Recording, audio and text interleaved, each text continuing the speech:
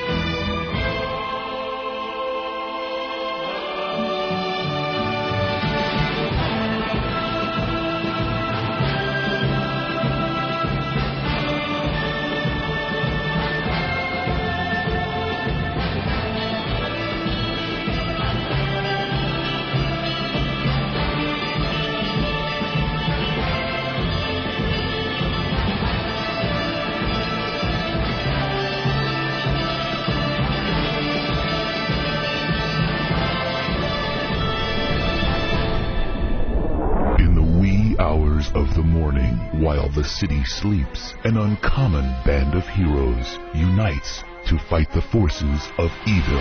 The Opie and Anthony Show. Oh, my sweet Jesus. With Opie. I want to be known as notorious. No. Everyone is always in my way. Oh, you really are deluded. And B-Cup. Kind of fat-breasted and awful. And surrounded by dullards. Ben looks like poorly spliced film. Oh, it's hilarious. Whenever Steve yawns, it looks like the back of the Batmobile and it accelerates. Pocketosis. Eric, you're not going to cry. Shut up. And armed with superhuman powers. He pulls his pants down and just starts leaking into someone's garbage can. That's rule one. How about if he gives you the old chin tap with his helmet? That's all right with me.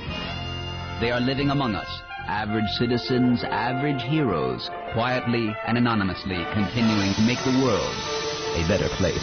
Controversial talkers Opie and Anthony. We are just dicks. You better just sit back and watch. Yeah. Wait, what? The Opie and Anthony Show. Oh. But enough of this palaver. Let's get the show on the road. Yeah, the audio is good. Jimmy, how are you? I've been better. Very good.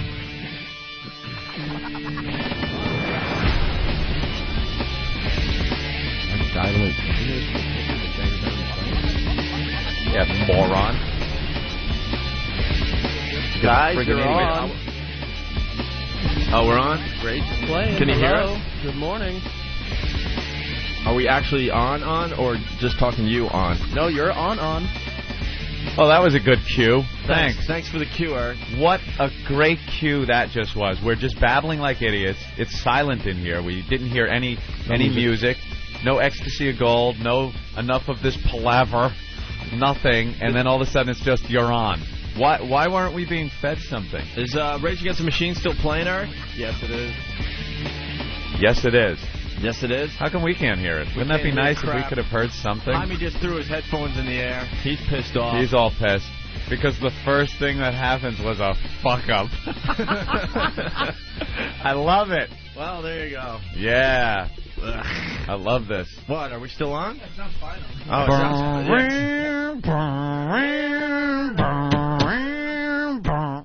Did Jaime just quit? Jaime quit. He threw his headphones up in disgust, and I would call that utter disgust. Yeah. And just walked out with it. Actually, I saw both hands grab his head, and he walked out of the control room. But Jaime's a go-getter. We like him a lot. Because he has passion like we do. You know, whatever. And there's a short list of people that have passion like we do. Let's just put it that way. Passion. Well, we're live from Washington, D.C. Yes, we are. In a studio that, I don't know. It doesn't resemble last time we were here. It's just a table. Yeah. Opie's been neutered. Opie has been neutered this trip to D.C. Usually, Opie, very busy man, behind the board. Anything you hear that goes out over the air is pretty much under Opie's control. Microphones, our little sound things. Asshole! Yeah, things like that. Opie's controlling it. They have completely stripped him of the ability to control the program. You have no board in front of you. No, you have what amounts to a cutting board in front of you in a kitchen. Yeah, because once again, there's a lack of communications.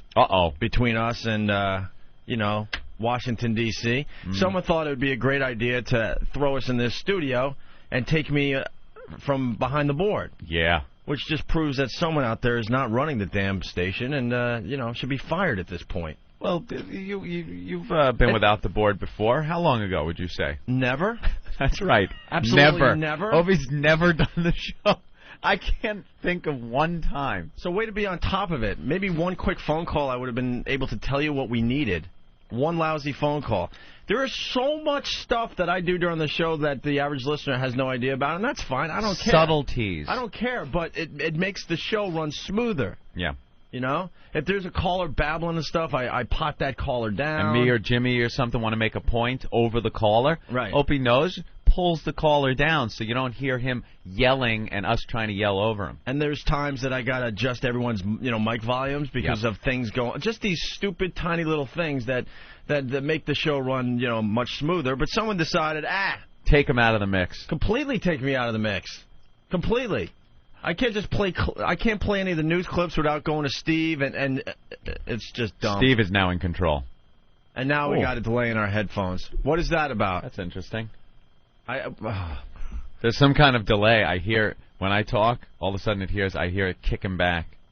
You, Jimmy? Yeah, but I feel good because I can hear the show twice. I hear it live, and then I hear the headphones a few seconds later. We're getting the replay as it happens. There you go. Now it's gone. It's fine. Just a little echo. Yeah, a little echo never hurt, right?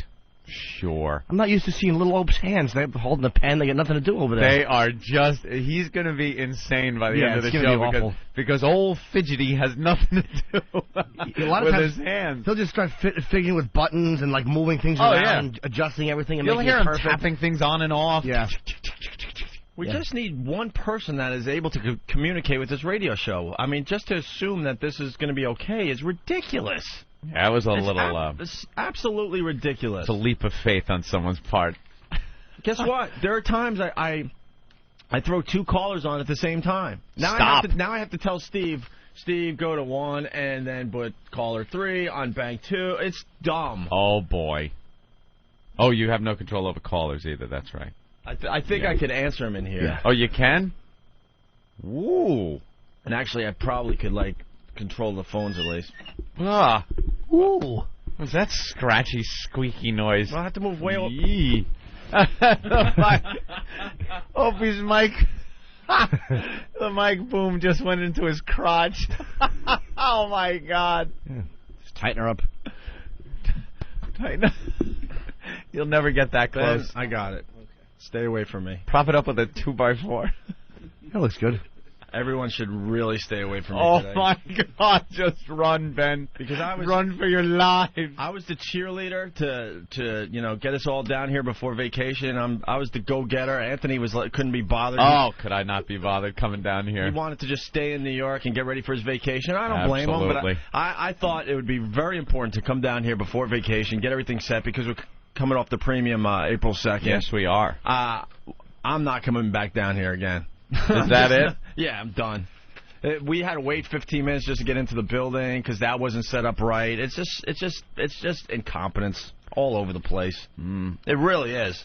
There's no reason Ant and I should be sitting at in front of a security guy who has no idea who we are, which is fine, and we have to sit there for 15 minutes because there's no real setup to get us right in the building. Yeah, that was interesting. Well, unfortunately, they could blame it on us because we didn't bring our little tags.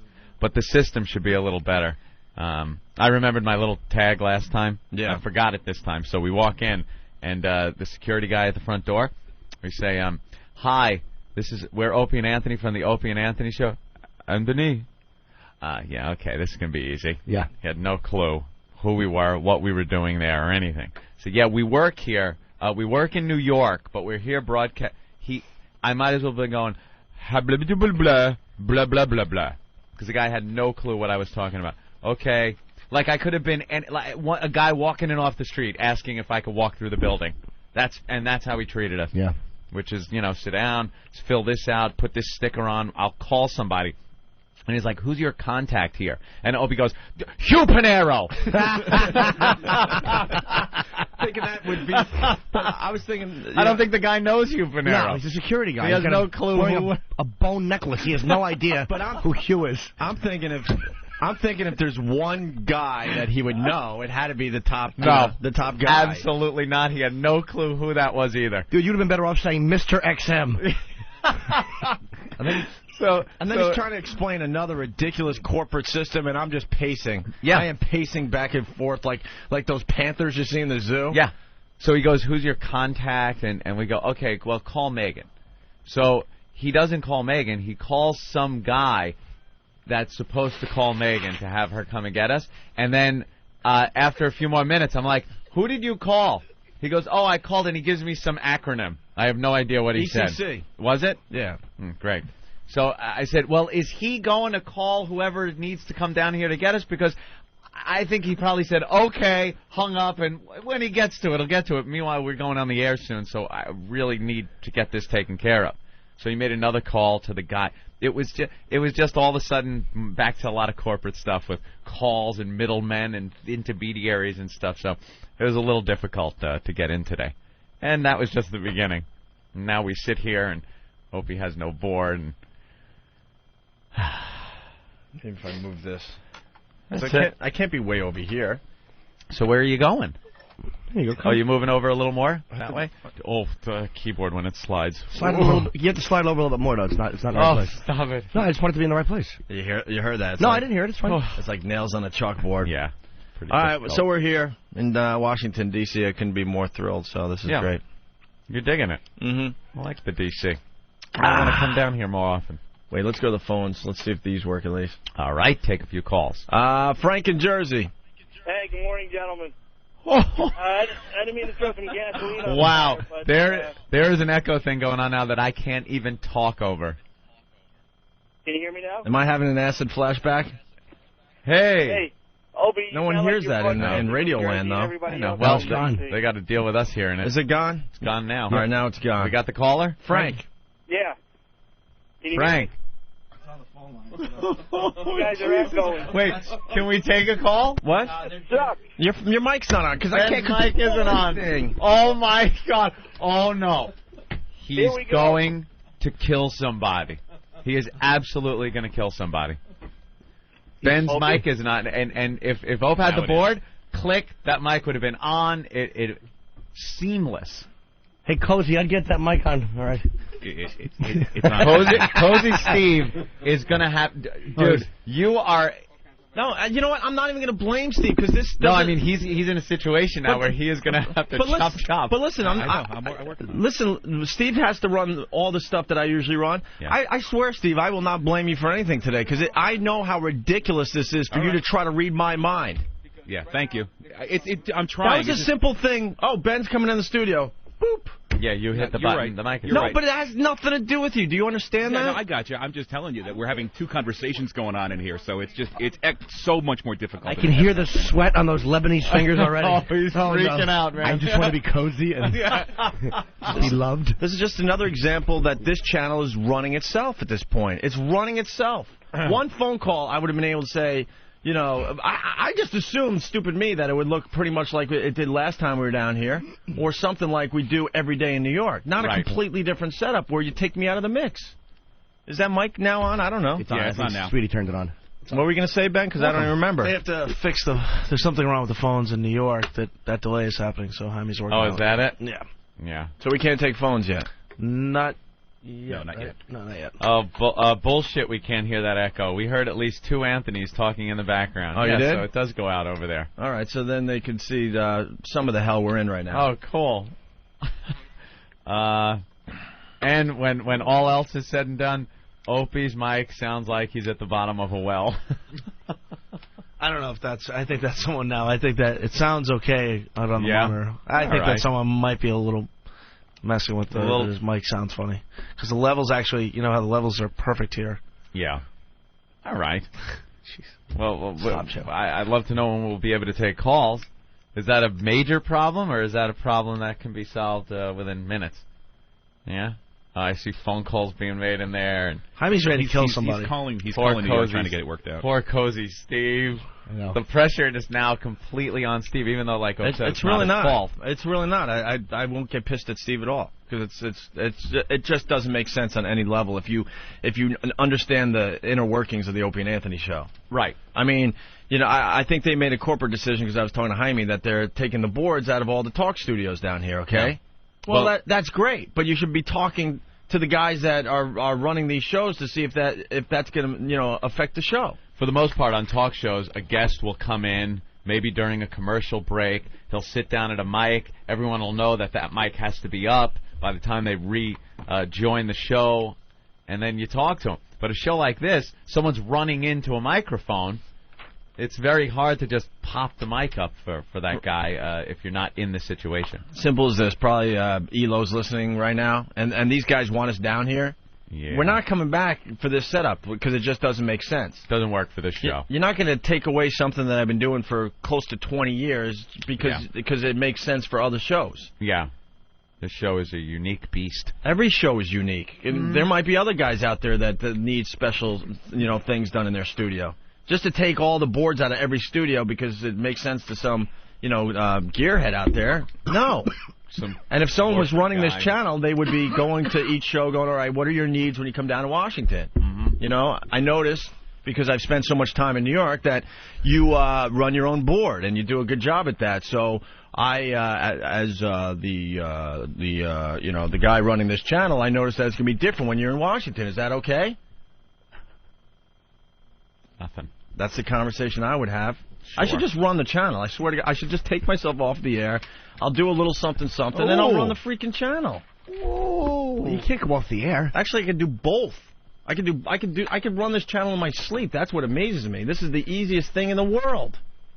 You just communicate with the show and find out what their needs are. Frank in Jersey, what's up? Can you hear me now? Yeah. Yeah. Can you hear us? Your microphone sounds like shit, man.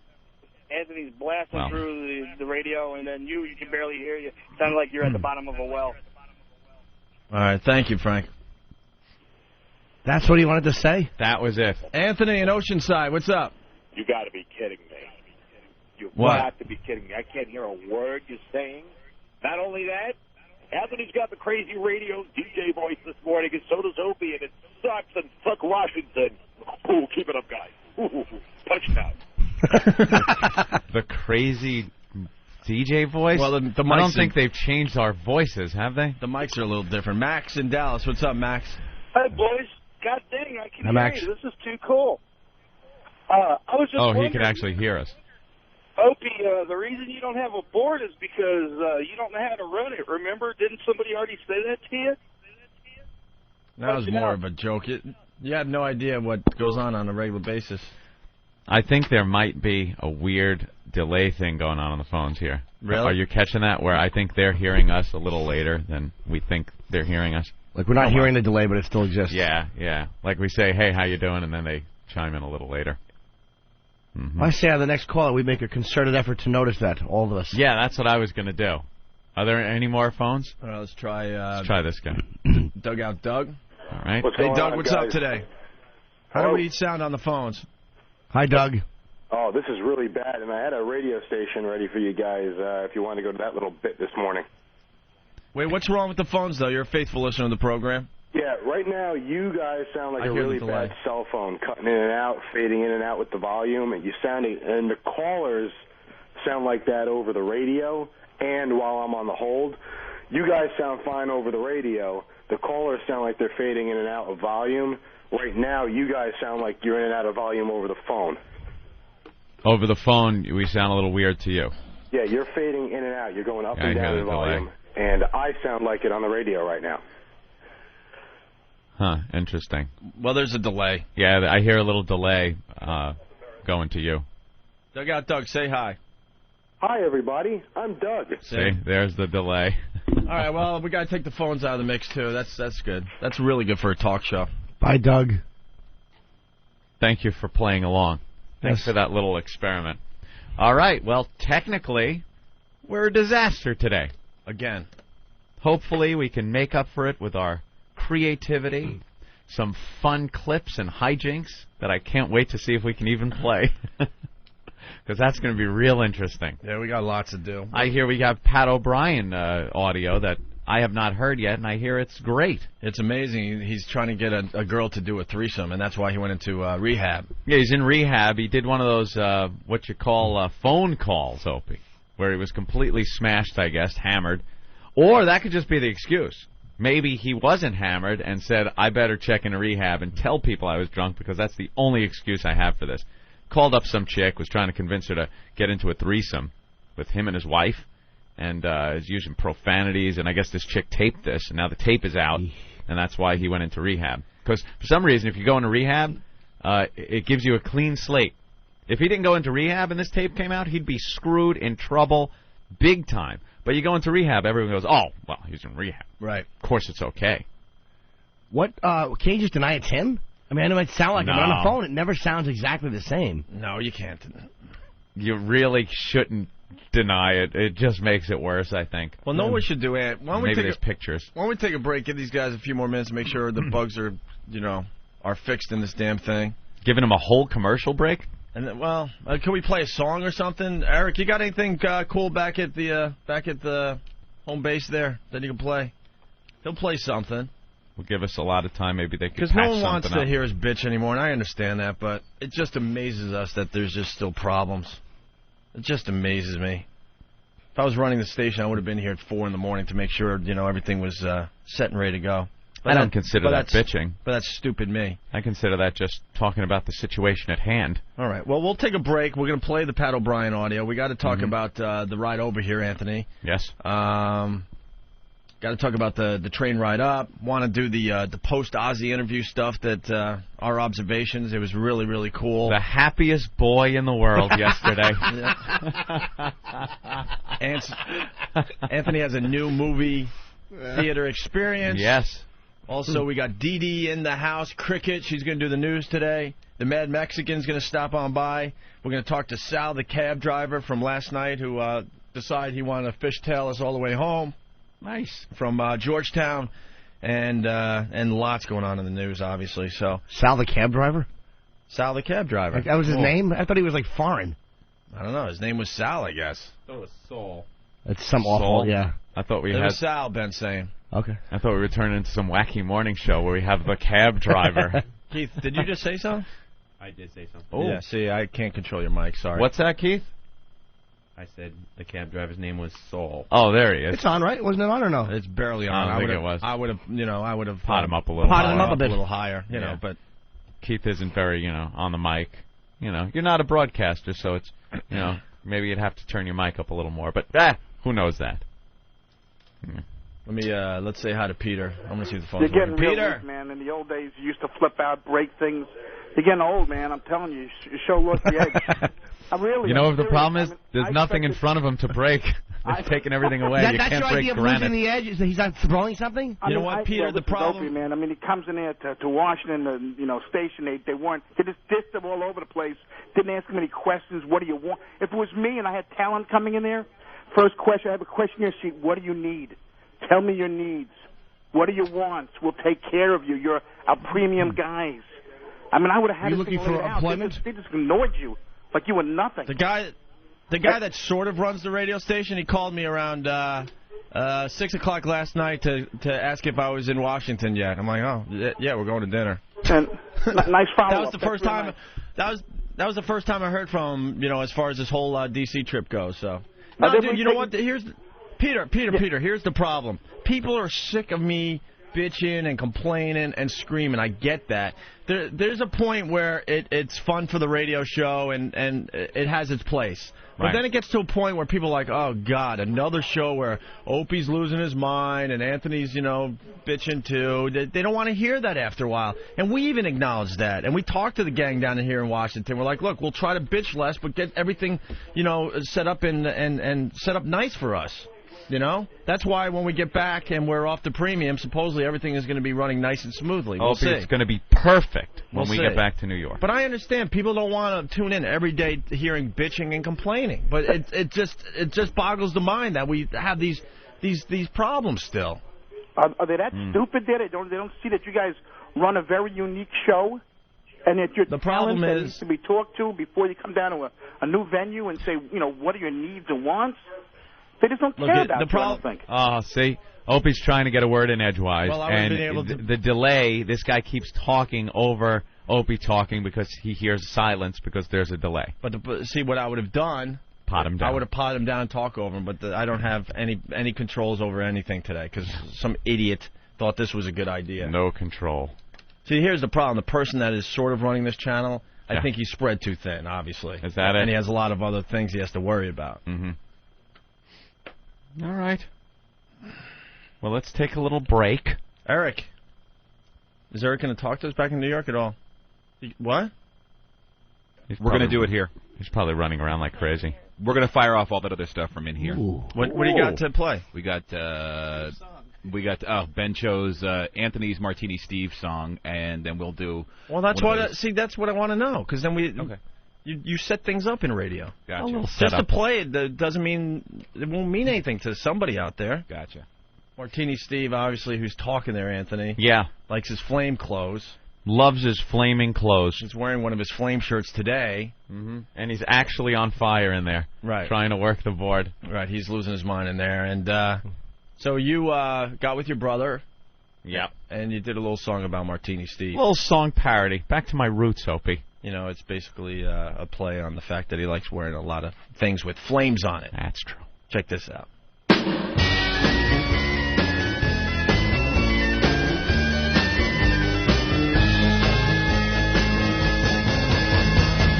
He's got some flaming shoes, the kind of pyro would admire. He makes contestants bring in food, and he runs the Boundary Music Empire. Martini Steve's clothes are on fire. Martini Steve's clothes are on fire. He only buys flaming attire. His clothing's like a barbecue. His laundry never needs a dryer. If you're selling burning shoes, this drunken Lebanese will buy 'em. Martini Steve's clothes are on fire. Martini Steve's clothes are on fire. He only buys flaming attire. Yeah, he's got some flaming shoes, the kind that Satan would desire. If you're with him drinking booze, a smoke detector is required. Martini Steve's clothes are on fire. Martini Steve's clothes are on fire.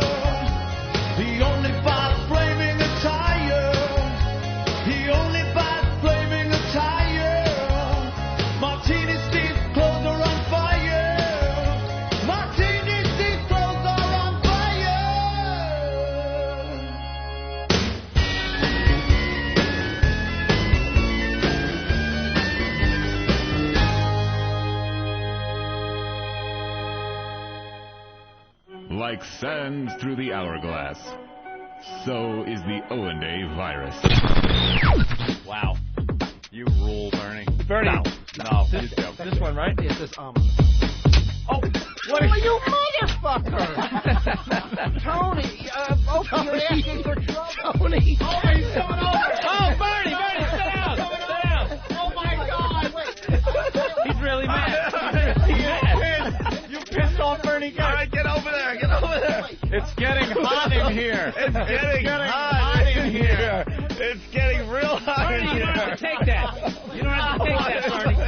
All right, sit down. Stand up for your rights, Bernie. Sit down, Bernie. Sit down.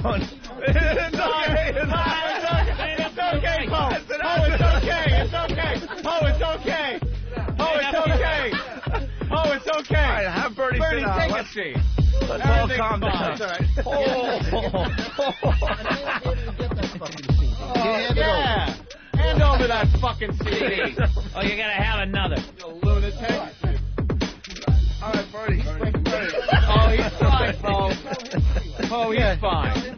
You tell him to relax. Tell him. Yeah, everyone just relax. Everybody relax. All he did was take the CD out. Yeah. Fuck you. Keep your CD. I won't be here again.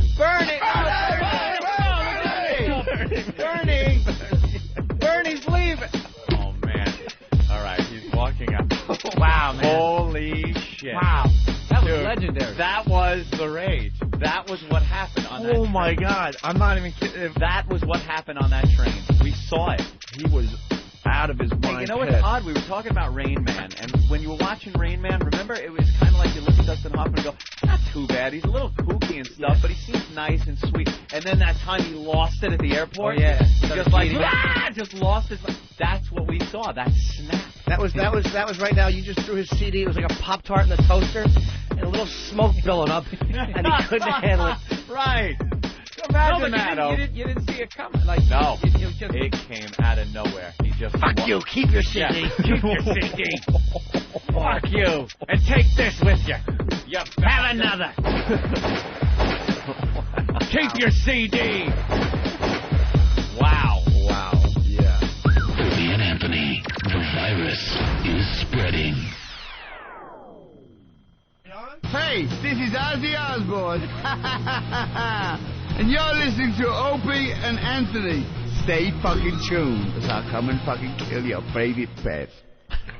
What makes bad kids bad? What makes them do the things they do? Here it comes. Live. That's right. From Cracktown, USA. It's a joke. Deep in the heart of Washington, D.C. It's the Opie and Anthony Show. Quote, drive safely. Unquote. Isn't that lovely? Let's make a party out of it. Opie and Anthony Show.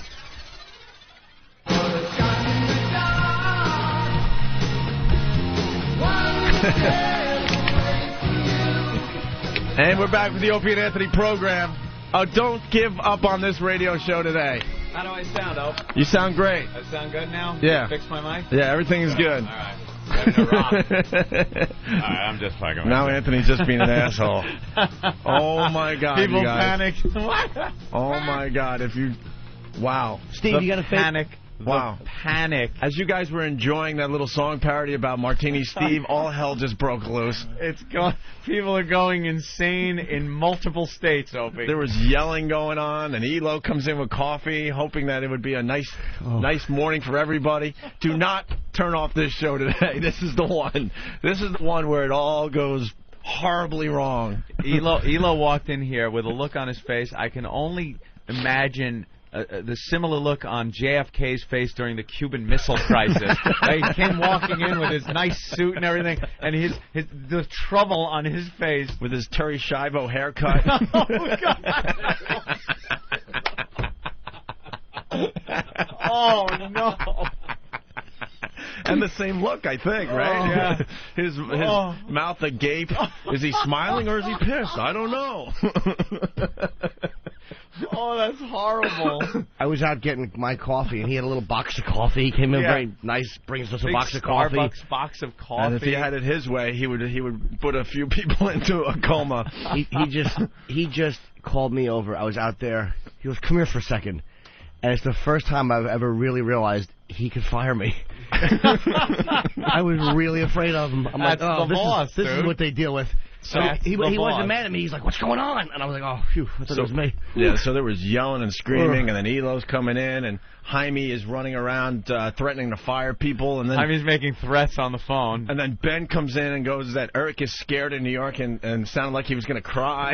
It's serious. Ben came in and he goes, "Dude, Eric sounds like he's going to cry." Where is Ben? Is he brave enough to say what he said to us during the commercials on the air? It's Ben. Ben is actually running around so much today. His hair is perfectly neat. Really? Because he's running so much and it's offsetting the natural Anthony, mussiness. We all went to dinner and we were just... Ben was talking like about something. We have no idea because we were just amazed at his hair. Remember? We were all just like secretly staring at it. He had at one point, you know, what would be anyone else's bangs sticking completely straight out. It was off.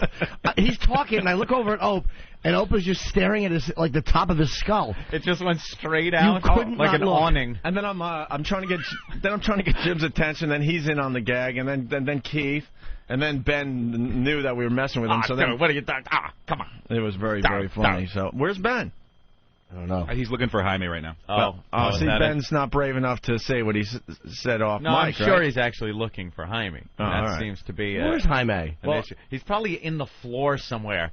Like, there's hatches that you pull up. This is like a submarine, this place. There's hatches you pull up on the floor and crawl in. You know that listener that called and is like, what's wrong with you, Ope? In the old days, you'd break stuff. Yeah. I don't need to break stuff anymore because other people are breaking stuff back in New York, I'm hearing. Apparently, other people are breaking things. We found out, I guess, that Mars, the guy back that helps us out in New York, Jaime had said something to him over the phone. I think a threat. Went over the phone, a threat. A threat about his job, I believe? Threat about perhaps his job. And as Ben was listening on the phone, he just heard a kaboom, he said. He heard kaboom, and then the phones went dead. Yeah, apparently Mars smashed the phone. I guess they knocked the phones out. I don't know if they're back working yet. And then Ben hears Eric in the background. It sounds like Eric is scared for his life and is ready to cry. And he's ready to cry. And now Eric is rolling his eyes like, that's not true. But that's what we're hearing, Eric, so I don't know. Ben, there's Ben. Come in here. I'd be scared if Mars was on a rampage. Look at 8-year karate experts. Mars is a little psychopath. Yeah, I wouldn't tangle with him. Between him and Master Poe, we're scared for our lives every day in New York. Well, Poe trains him. That's how they know each other. Yeah. In between breaks, they're training each other. Kicking each other's ass. What are you talking about, the Stress Factory till 3:30 in the morning? Ben, so what happened? I was just in engineering, so I just missed where I'm trying to find. No, what you were saying during break with Mars slamming. Mars smashed the phone. Eric sounded like he was going to cry. And, it's just another day at the office. It's just difficult. Just getting used to it. You were on the phone. the backdrop behind Opie, it says Opie and Anthony. It's a big plaque. Just halfway fell off the wall. Please leave it like that. That's exactly how it should be. One half of it just fell off the wall. Just leave it like that. This is hysterical now. I can't take it. It just shows you how important we really are to the company. You know damn well. It's sitting at a 45-degree angle. You know damn well just before we got here that it probably said Bob Edwards. You know. It just fell off the wall. It's like, it was Bob Edwards yesterday, like, oh, no, but make them feel important. Quickly, throw their poster board up behind them. Yeah, throw it up there, and it just falls off the wall. The duct tape is that funny. I just cannot wait. When are we going to... I say halfway through the show, we're going to be knee-deep in water for some reason. Like the place is sinking. Unbelievable. Yeah, Jimmy's taking a picture of that. That is classic. It just fell off the wall. All right, well... Welcome. All right, now that it's...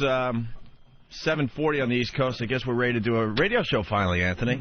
I don't know what's going on with the phones. I have no idea. Oh, God. I have no idea, but here we are in D.C. Yes. Where do we begin? Well, I got to tell you, on the way down, we took the Excella. Yeah. I was on an earlier train than you guys, and I went right to the quiet car. They have these quiet cars. They're amazing. You went to the snobby car. You call it the snobby car? Yeah, they're a little snobby in there. I understand, though. You go in there, it's the silent car, because the rest of the train blows. Hold on. Yeah. You're calling where I sat the snobby car, the quiet car. Where were you sitting? I was in the first class section of the Acela. First class. Yeah, that's not snobby at all. Which is also the silent car because it's empty. Nobody else dares go into first class because it's such a worthless place to be on a train. Yeah, because you really don't get anything You don't really get anything else. You get a meal. That's that's slightly better than the concession food Yeah, or whatever they call it. Slightly better. And one thing I've noticed, you don't get kids up there. Like, no one's going to pay for a stupid kid to be in there, so you don't get kids. And I hate kids on trains and planes.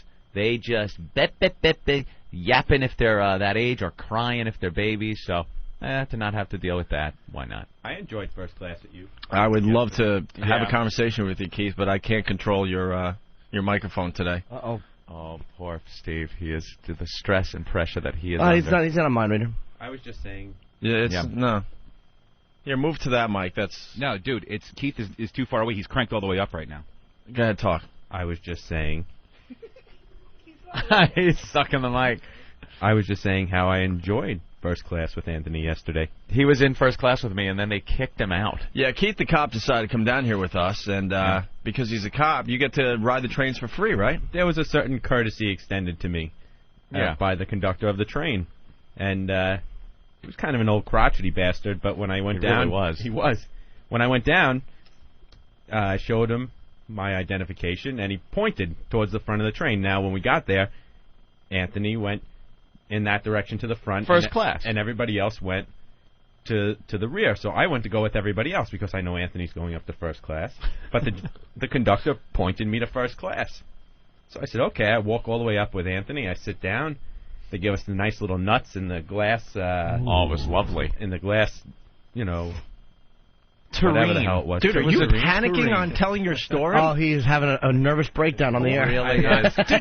It's just that I have this. It's like a cock in my mouth almost. How close I have to be. I know, hard to concentrate without smiling. To the microphone. I mean, I got to be waiting right for on that top luscious of the surprise. I know. Normally, you're a couple inches away and you can talk, but now. You've been doing radio with us for many years, and I just noticed that you're just completely panicking. You have no confidence in your story. So anyway, it's a good story. I walk up. Now I'm sitting there with Anthony in first class. We have a nice little table. I take the little napkin. I put Keith, it on there's my something lap. wrong with that mic. Go over there. Oh, that's really going to throw him. No, it's a little hard to hear. No, there's something wrong with that mic. I'm telling you. All right. That mic now, Steve. You're on it. Nice. Are you saying a microphone makes a story awful? Listen to the difference. Is that better? Okay. Yeah. Oh, this is much better. Yeah. Much better. Now I could hear it. So we're sitting in first class. I put the little napkin down on my lap. We get the menu. I order lunch, and they actually have menus up there in first class. It's a train, though. It's like, I text message Ben saying, I'm sorry, but I'm in first class, and we had some food that I kept that we all had earlier on. And just as we're ordering lunch, the conductor comes up and goes, Ticket. And I said, well, I talked to you outside. And he goes, you can't sit in first class. So now I'm embarrassed because now there's people looking at us. Anthony's sitting there, and he's like, I said, well, I'm with him. And I wasn't going to help him out. No, Anthony was... I'm not getting thrown out of first class. No, Anthony kind of just like, pretended he was sleeping. He closed his eyes. He was reading the paper. And he goes... That's my panic mode. That's what I do. Let me see your ticket. You're not supposed to be in first class. So I got thrown out of first class. It made me take all my stuff and walk back. And they told him to leave. And it was right after he bragged to Ben on his text message that he was in first class. Did you have to go back to Ben and go, I got thrown out? I had all my stuff, and I come walking back, and... Looked like Felix Unger being thrown out of his house. That sign just fell even more. It's going to come off the wall. Is this a barometer just, trying how the show is going? Trying to tell us that the show stinks so far? When the sign hits the floor, it's time to just leave the show. Who knows? There you go. Jim is taking pictures of the progress of the sign as it falls. You can make an animation of it. Are you done with that great story there, Keith? No. It was very exciting, yes. Tell the party at the end what happened. No. That's it. No. All right, well, you were in first class, Anthony. I went to the quiet car to get some Z's, as they say. Snobby car, yeah. And, God, I love the silent car. It's my people. It's your people. It's my people, I noticed. And it's a car filled with uptight asses like myself. Mm-hmm. Uptight asses. Yeah. And as soon as someone, it is the quiet car, so you're supposed to do pretty much nothing. Nothing. You sit there and sleep. You're not allowed to use cell phones. You're not allowed to have loud conversations. Don't even clear your throat. You can't conduct business. If you're just, moving your luggage around in the luggage racks, too loud, someone will say something. Yep. But the beauty is, like I'm always on edge and ready to go, right? So some lady's on her cell phone. I'm ready to pop up and say something because I'm ready to, crash, right? Silent car. Oh, dude, 3 people beat me to it. I'm like, oh, this is awesome. What do they say? Oh, they're just rude as hell. This is the quiet car. Quiet car. No cell phones on the quiet car. Shh. You get shushes? Oh, a lot of shh. Quiet. It was good. Quiet. But the beauty of it is, I was behind all these guys, because I was ready to get up, and nope, I didn't have to do any of that. The quiet car. When you have to walk through it, you're all like, ooh, tiptoey. Got to be all quiet. It's great, though, when you do a morning show and you're really tired after the show, though. It's perfect for us. Go to sleep. It's perfect for us, Did you talk on your cell phone once in the quiet No, car? I turned it right off. You did. I had like 8 messages when I got to DC. Because I know I've been in the silent car before. I have. I'll fess to that. And I know that there are people that insist on using their goddamn cell phones and they'll talk quiet. Yeah. We have to leave the village. We have to go find some medication. Very quiet. Almost, you always say what's on your mind. This is the quiet car. I can't act in the quiet car. Yeah, there are people that'll try to talk in the quiet car. And shush them. But a bunch of wimps, though. I gotta point out this one thing. Yeah. Then there's a black guy gets on in Philly. Uh-huh. If you've seen the pictures of like Britney Spears' old bodyguard, that big guy, behemoth of a guy. Yeah. There's a guy like that sits down in what could only be described as gang colors. Jesus. And he's on his cell phone pretty damn loud. In the quiet car. Oh, yeah. Oh, where was anybody chiming in? Hey, and I was one of them, too. You didn't say anything. Hey, if you want to talk, I understand. Oh, yeah, the same. It was an old guy, mostly, that was the leader of the quiet car, jumping up at every moment he could. To every little sound. Man, this black guy was just mother effer this and nigga this. Oh, we are just such pussies, white people. Oh, yeah, we are. No one would have shut someone that big up, though. And every time we do this break, there's a bunch of people that'll call and go, well, I would have said something. Yeah, right. Whatever. Sure. And then finally the ticket lady. The ticket lady comes through, and she shut them up because they were of the same color. Yeah. Oh, there you go. They had a little bond going. I bet he knew he was in the quiet car and just did it to be passive-aggressive. Of course. Just to do it. Of course. And I wasn't going to say anything. I'm not going to sit here and make believe I would have. I would have told him to shut his fat mouth and get off the effing phone. Now. Cocksucker, it's quiet car. So then I handle things. So then, where do we go next? I mean, dinner was uneventful except for Ben's crazy hair and Sal, the cab driver. And the 9 of us sitting at that little awful table. Fucking Ben recommends a place where they put like 8 people at a 2-person table. Where'd you go? Clyde's, it was called. Clyde's in Georgetown. The food was excellent. It was fine, but I don't like my knees touching Keith on one side and Ben on the other. I don't like other men's knees touching mine when I'm eating. Those restaurants that want to put you at that little Anthony, goddamn table. It was a circular table that honestly could fit 4 people nice. 4. 3 really nice. 3 really nice. And what do we have, 5? 5. Yeah. Great. Isn't that great? They just want to cram as many people in. No, you're there right. Probably 3 tops. Yeah, 3 Now that I think about it, yeah. It's like a little cocktail table. And then we see a bigger table right next to us. Yeah. That had room for 6. I'm like, this is perfect. But the place, I guess it's slamming all the time. So they shoved 9 people on that table. 9! That figures. Because I'm thinking, we'll just move to the bigger table. Like, no way. Because it's just a very, very busy restaurant, I guess. Mm-hmm. So then we had enough, and we jump in this station wagon. I haven't seen a station wagon in so long. I forgot that they even existed. The family truckster. A station wagon cab. Yeah. And there's 3 in front. The driver, Ben, and who? You? Me, yeah. In the front seat. It was a station wagon. Did it have that little backwards-facing seat in the back for Ben to sit there and wave and try to get the truckers to honk their horn? When his hair's a little herky-jerky kid in the back. When his hair's just right, he does look a little retarded. When it's not combed right. Ben's a perpetual child, too, isn't he? Yeah. Dude, he's so just kid-like. He is just happy all the time. Yeah. Which is great. I wish I could be as happy as he is. Even when the pressure's on, he's just, well, that's how things go. So then you had Get over it. You had Sal, the cab driver.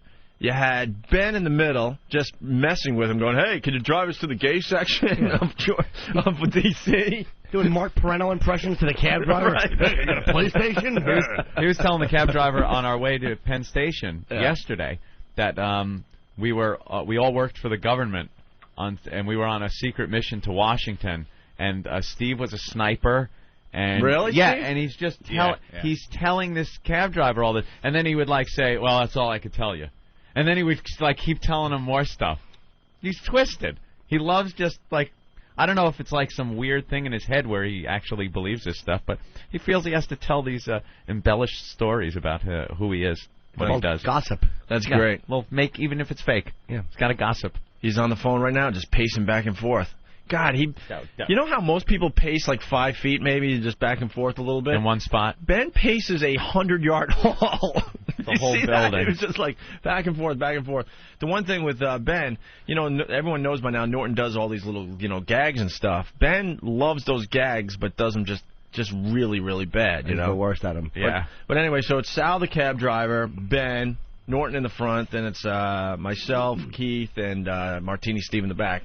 And this guy is rocking. He's cranking the music. He's on his cell phone. I wish Ben was in here for this break. He's busy. Yeah, but see, it's taken away from the show because he has to deal with other stuff because stuff wasn't set up. See, he's waving Steve off. We can't get him on the air right now. Because Ben was just working the cab driver big time. I wonder who he's talking to. I didn't say an ounce. I said an 8-ball.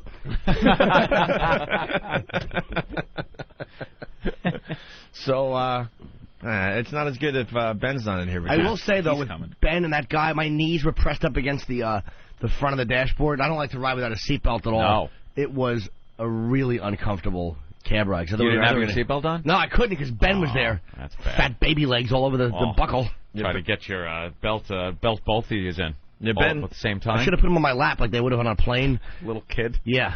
Bubbles. But Ben is just. I wouldn't go past this huge hog. You have the end extension just to tie his cock off. Like a tourniquet around that fat embarrassment he calls a penis. But we noticed the cabbie's just not right because he's talking on the cell phone, and then Ben makes him crank up the music, and then all of a sudden he just takes off, dude. And am I lying? Did he fishtail a couple times? It was awful. And yeah, Norton and I are in the same boat when it comes to that stuff. Ben thinks it's the best ride he's ever had, and I'm like, will you just stop right now? I'll get out right now. They think they're doing you a favor. Yeah, this must be how you guys drive because you're a little loud and fun. It kind of brought me back to being a teenager and in my early 20s, where you have those friends that will drink, smoke pot, do coke, and then want to go for a ride. And you don't want to be the kid where you're the wimp kid. So you go along with it. I think you kind of talk about this in your act a little bit. And then you go along with it, and you're in the back seat, scared for your life, but don't want to be the guy to speak up and go, why are you going 85 miles an hour on the wrong side of the road? I was that guy. You were that guy? I used to be the guy that would say something. You used to say something? Yeah. No. There were times growing up, like you said, that I would get in a car with somebody, a friend or the friend of a friend kind of thing. You're hanging out, and it's like, oh, I'll give you a ride. And you have no idea how this person drives. And the second he takes off, you go, oh, my God, he's one of these guys. Yep. And it's the drive fast, I mean ridiculous fast, very reckless, passing over the double yellow, things like that. Passing over the double yellow up a hill so you don't even know if another car's coming? And they're laughing and stuff. And no, I was the guy that went, hey, asshole. I go, excuse me, you want to kill yourself? Do it when I'm not in the car. Slow down. Pussy. Yeah, I'm a pussy. Slow down. I was that guy. I would say something. I would always say something. I hate it. When the nerves you would get the second you got in the car and it would take off and you realize you were in a car with one of these people, I'd be like, oh, no, one of these. And then you never get in the car with them again. Like, no, 10 miles, I'll walk. That's okay. I had a friend that basically got his license the day he turned 16. And he was like 6'4". He was buying us beer at 16 years old because he looked like he was like 22. He was the guy that had to shave during 6th period. The beard in high school, full beard, Grizzly Adams beard in high school. And he had a Volkswagen convertible that he would drive up onto sidewalks, onto people's lawns. He would knock over mailboxes. See, that's fun. Because I could do that. His car was a beater. Because you don't do that at like 60 miles an hour, you know? Yeah, but, you're sitting on the back, and he just decides he wants to take it off-road. This is before off-road was cool, kids. We live in the suburbs back on Long Island. You don't go off-roading in Centerport. You drive through the woods a little bit. Why not? Sure. So it brought me back yesterday. That's what I was thinking on the way to the hotel. I'm like, what am I, 19 again? Yeah. And you start thinking like, we only got a couple of miles to go. You start like counting down how close you are. If you don't say anything like that. Oh, come on, we're almost there. The odds are we'll probably make it. Yeah. So then there was this circle. I guess it might have been DuPont Circle or something. Was it DuPont Circle, maybe? I believe it was. It might have been about a mile or so from the hotel. I'm not sure. I know nothing of this city. He took this turn. He never slowed down, and we felt the whole back of the freaking station wagon start fishtailing to the right. A little strip of paint on the guardrail, and he's just laughing and hooting and hollering as we go. Hubcaps came off the car. One hubcap came off and flew into the side.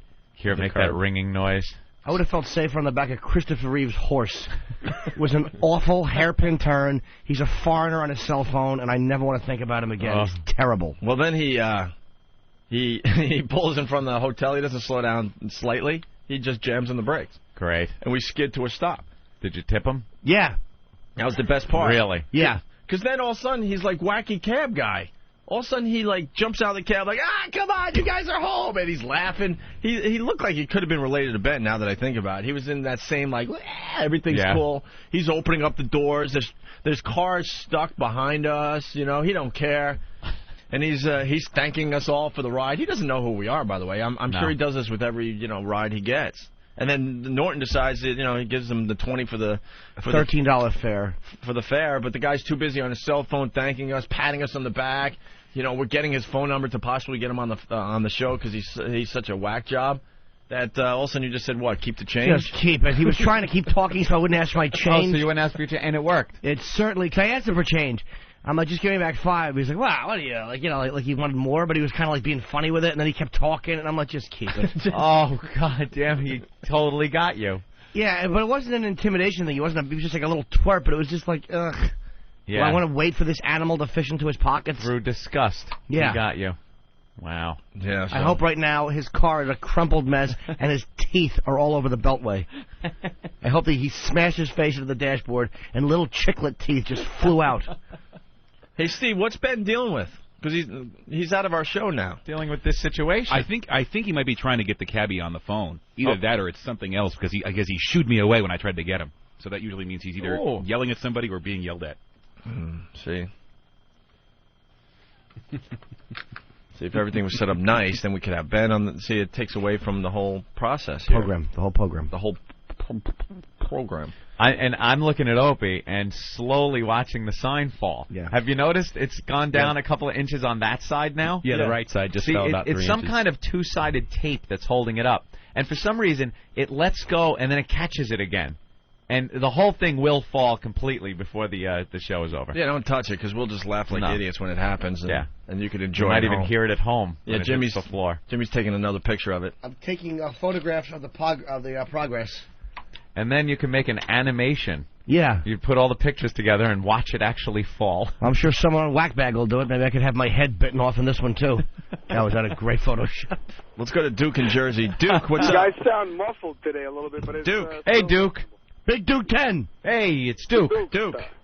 Yeah, Love so Duke. I go to California You're on the air, one Duke. year with my friend, and I'm a city That's boy and right. everything. Duke, how you doing, Duke? Are the phones working, Steve? They should be. They told me they were, and you're up. So. All right, they should be. Hey, Duke, how you doing, Duke? What's up, Duke? All right, I'm okay. How you guys Morning, doing? Duke. You sound a little muffled. Sounds like your parents are Love your films, Duke.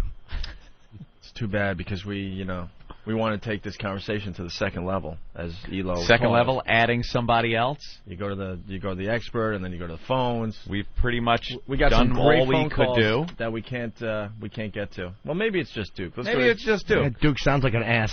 UConn. Hey, what's second, guys? What is it? Another college. Colleges calling in? You there? UConn, how you doing? Temple UConn. Hill's on the phone. Yeah. Oh, UConn, how are you? Hey, I want to know where. All right. See the delay. I hear the delay. I hear me go, how are you? And then I hear, hey, how you doing, guys? I just want XM to know that we're holding up our end of the bargain. We are? Yeah, we're giving very entertaining radio. Oh. Yeah, it was some funny stuff the last That part of the bargain. But, you know, then we need the phones and everything else to work. Yeah. And now the guy that had a really good story is now gone because he can't just sit around waiting for us to figure out what we're doing here. Yeah, that delay is... It seemed like it would have been a great story. We brought back a memory for this guy. Maybe I'll try to read his mind. It said he wanted to talk about the time when he was younger that his friend wanted to take him driving. His friend was drunk and decided he needed to drive along a cliff.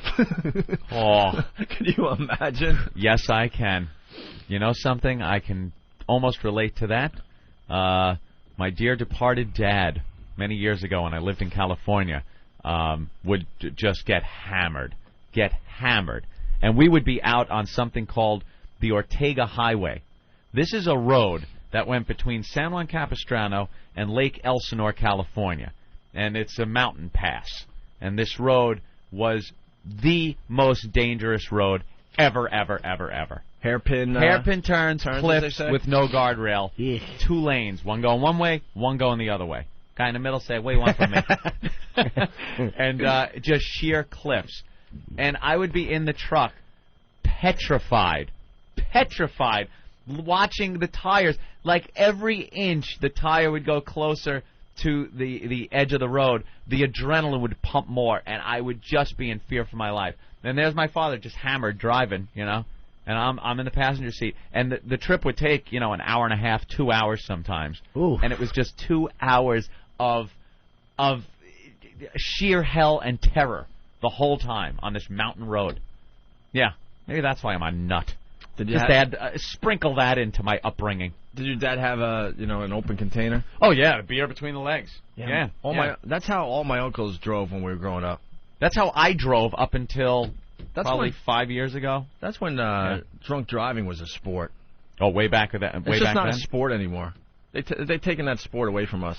My uncles would be just open beers at my grandma's beach house, and come on kids, we'll get some ice cream, and they're just pounding beers. It was just all about having beer. As we're, just tooling along 25A, no seatbelts, nothing. There was a cement, distribution plant off of this road also.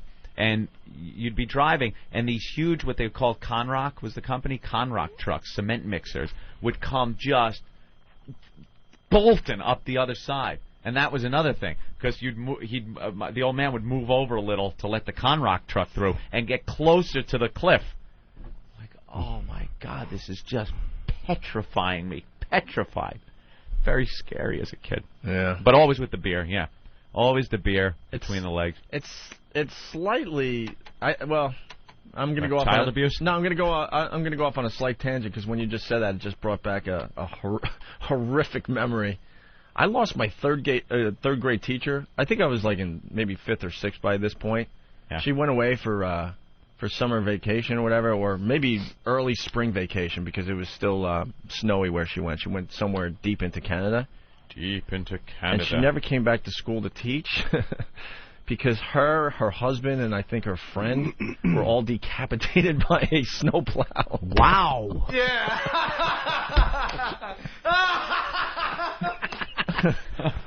I forgot her name. I'm like, wow, why isn't what's her name back? That's terrific.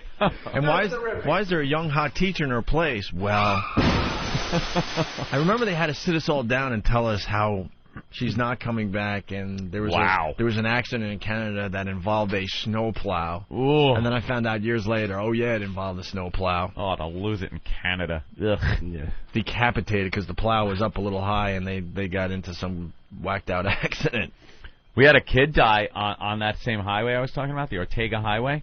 Him and his friends were tooling around up there, and they went off the edge. And one kid was thrown clear and lived. The other kid that was in that was in the back seat flew out the hatchback, but the hatch slammed shut on his arm right before he was thrown clear, and he just rolled down the side of the cliff with his arm hanging onto the hatchback, like the car just bit him and dragged him down the cliff. All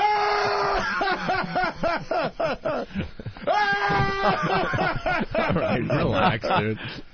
Like he almost made it out. The car just decided to poof. Well, this guy's grab back. Him. Duke in Jersey. Duke, what's up? Yeah, so as I was Hey, saying, Duke, how you doing? Oh, that was interesting. What the hell was that? Duke. Oh, we needed a little promo. Duke. That's where we were. Yes. Hey, Duke. How's it going, guys? Good. What's up, Duke? So, Duke, is there a delay? a little bit. No, a lot of it. All right, tell your story, Duke. No, we can't. Oh, is he gone? We rarely have a nice phone topic, and we have one now today, and we can't go to the phones. Another guy wants to talk about the Italian mountain roads. They're the scariest. Used to drive drunk, now I drive high. Knocked out by the seatbelt. Let's try to work with the delay. Really? Let's see, yeah. Plunk one down. All right, let's go back to Duke. We're going to have to think about this, Who though. I think has his own problems, but we'll see. Duke. Yes, good morning, boys. Now listen to me. We're on a delay, Duke. We're on a really bad delay, so we're going to have to talk almost like walkie-talkie, okay? I'm going to say over when I'm done, and you say over when you want me to talk, okay? Over. Over. No, you got to talk first, over. I have nothing to say, over. You're an ass, over. Over and out. You guys lick balls, over. At least he's doing it in context. See, this is how we're going to have to do the phones, Opie. We're going to have to do it like KDK12 to KDK1, over. Yeah, lonely Mrs. Torrance is trying to make conversation. Can I acknowledge something? Yes, Opie? Here. Over. Over. Something that you didn't say over, Op. Something that we haven't discussed. Imagine having to do the show like that all day. Imagine. Over. Yeah. Yeah, like that's far-fetched at this point. Over. Dude, over. Crazy, nuts, insane, over. Over. You guys do realize. Motherfucker, over. I don't know why I like flaming clothes, over.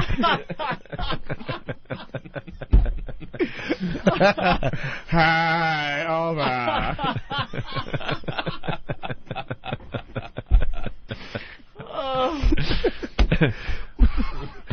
Hey, let me put my Shemp wig on and go to work. Over.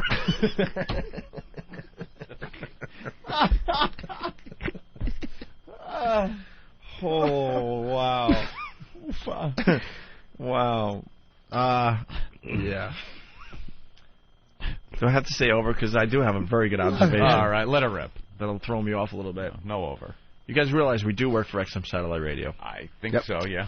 The name XM Satellite Radio. Mm-hmm. Do you realize what it takes to get a satellite up into space? Apparently, we thought it was a lot more than it really is because these people did it. So they could get a satellite up into space. Yeah. But we can't figure out a fucking cell phone. A phone. Or a phone in problem. general. Yeah. Actually launched satellites. They launched satellites from the middle of what? Like the Indian Ocean. The ocean. And everything has to be just perfect to launch the damn thing, but we can't figure out how to get phones to work on a talk show. They got them up there. They actually placed them exactly where they needed them to be in space, and they work. The stuff goes up, it comes back down, everyone hears what they got to hear. But for some reason, we can't get the delay out of the phones. It just amazes me. It really is amazing.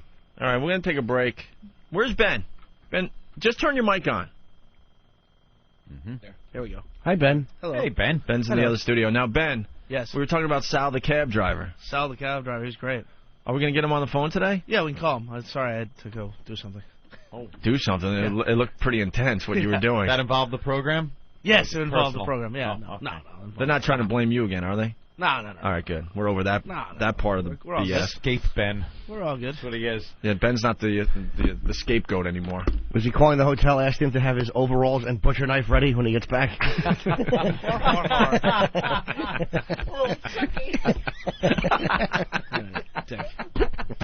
all right, Jim. I saw a Photoshop on Whackbag of Ben as Chucky, and it was hysterical. It was probably one of the funniest Photoshops I've ever seen. I've actually been meaning to get the haircut. I'm actually going to get the haircut when we're on vacation. Yeah, I kind of like it. It's been like 3 months, 4 months. It's out of control. It really is out of control. It's very 70s. Oh, it's you, man. It's you. Very 70s, It yeah, is. man. It's groovy. Yeah. Groovy. So what was your opinion on Sal the cab driver? It was fun. Well, we were just being... Jim and I are in the front. I'm in the middle between the guy. The guy's going about 100. We're driving through all the different areas. We're just being jerks. You're asking for the gay area. We're just being silly. The guy's on his cell phone. You're telling him to crank the music. He's fishtailing around corners. You're like XM satellite radio, and you know, and it was, and well, that wasn't even the fun cab ride. Was the first one where the guy thought we worked for the government. The one that I took with Keith. Who was in that one? Keith and Anthony and Steve. Oh, that was from Penn Station. We made a turn, let's say, and then it was a big deal to take this turn. So then I convinced the guy that we worked for the government, and Steve was a sniper. And we told all that too. Oh, so. okay, I missed all that. Right on. That was a good one. Why don't we take a break? When is the Cricket DeeDee there, ready to do the news? Yeah, she's all dressed up and everything. Ooh. Yeah. Ooh, Jim, look. Yeah. All right, we'll talk a little more after the break, and then we'll get DeeDee to do the news, I guess, huh? Yeah, let's do it. All right, cool. Get us out of here for a little bit. I got to take a leak, get some more coffee. I'll go with you. Food. Oh. 2 men. Over. One in the bathroom. Over. Wow, just peeking. Over. Glory hole. Over. Tell me when you're going to come. Over. Ben, can we take a long break, kind of? But keep it entertaining? Like sand through the hourglass. So is the O&A virus. I took this one girl to one of these really crappy hotels after the bar. She was so hot, right? Yeah. I banged her sister years ago, but this one was the hot one. So I take her to the hotel. It's like, $30 or $40. So we go within like 2 minutes in the room, 3 minutes. I finished. I came. It was just I couldn't hold back. So I called the front desk and I said I saw a roach, so I can get half my money back. Because I don't want to spend the rest of the night with her. I was going to get up again. So I just saw roaches. So I got half the money back. Can you tell? I'll tell the one about the other one. Can you tell my favorite hotel story or the motel story? Yeah. My favorite. I don't even care if the faithful listeners have heard it a million times. It's great for the new ones. Did you go to the front desk with a menorah and matzah in your hand just to really push across that Jew point of yours? Well, it's not a Jew thing. It's a Jew thing. You cheap fuck. No, but I'll drop money all over the place. But there's certain I'll spend $500 on dinner for friends, but pick up golf tees the next day. It's weird stuff. If you shoot a load in 3 minutes, you want some money back. You should win a prize, right?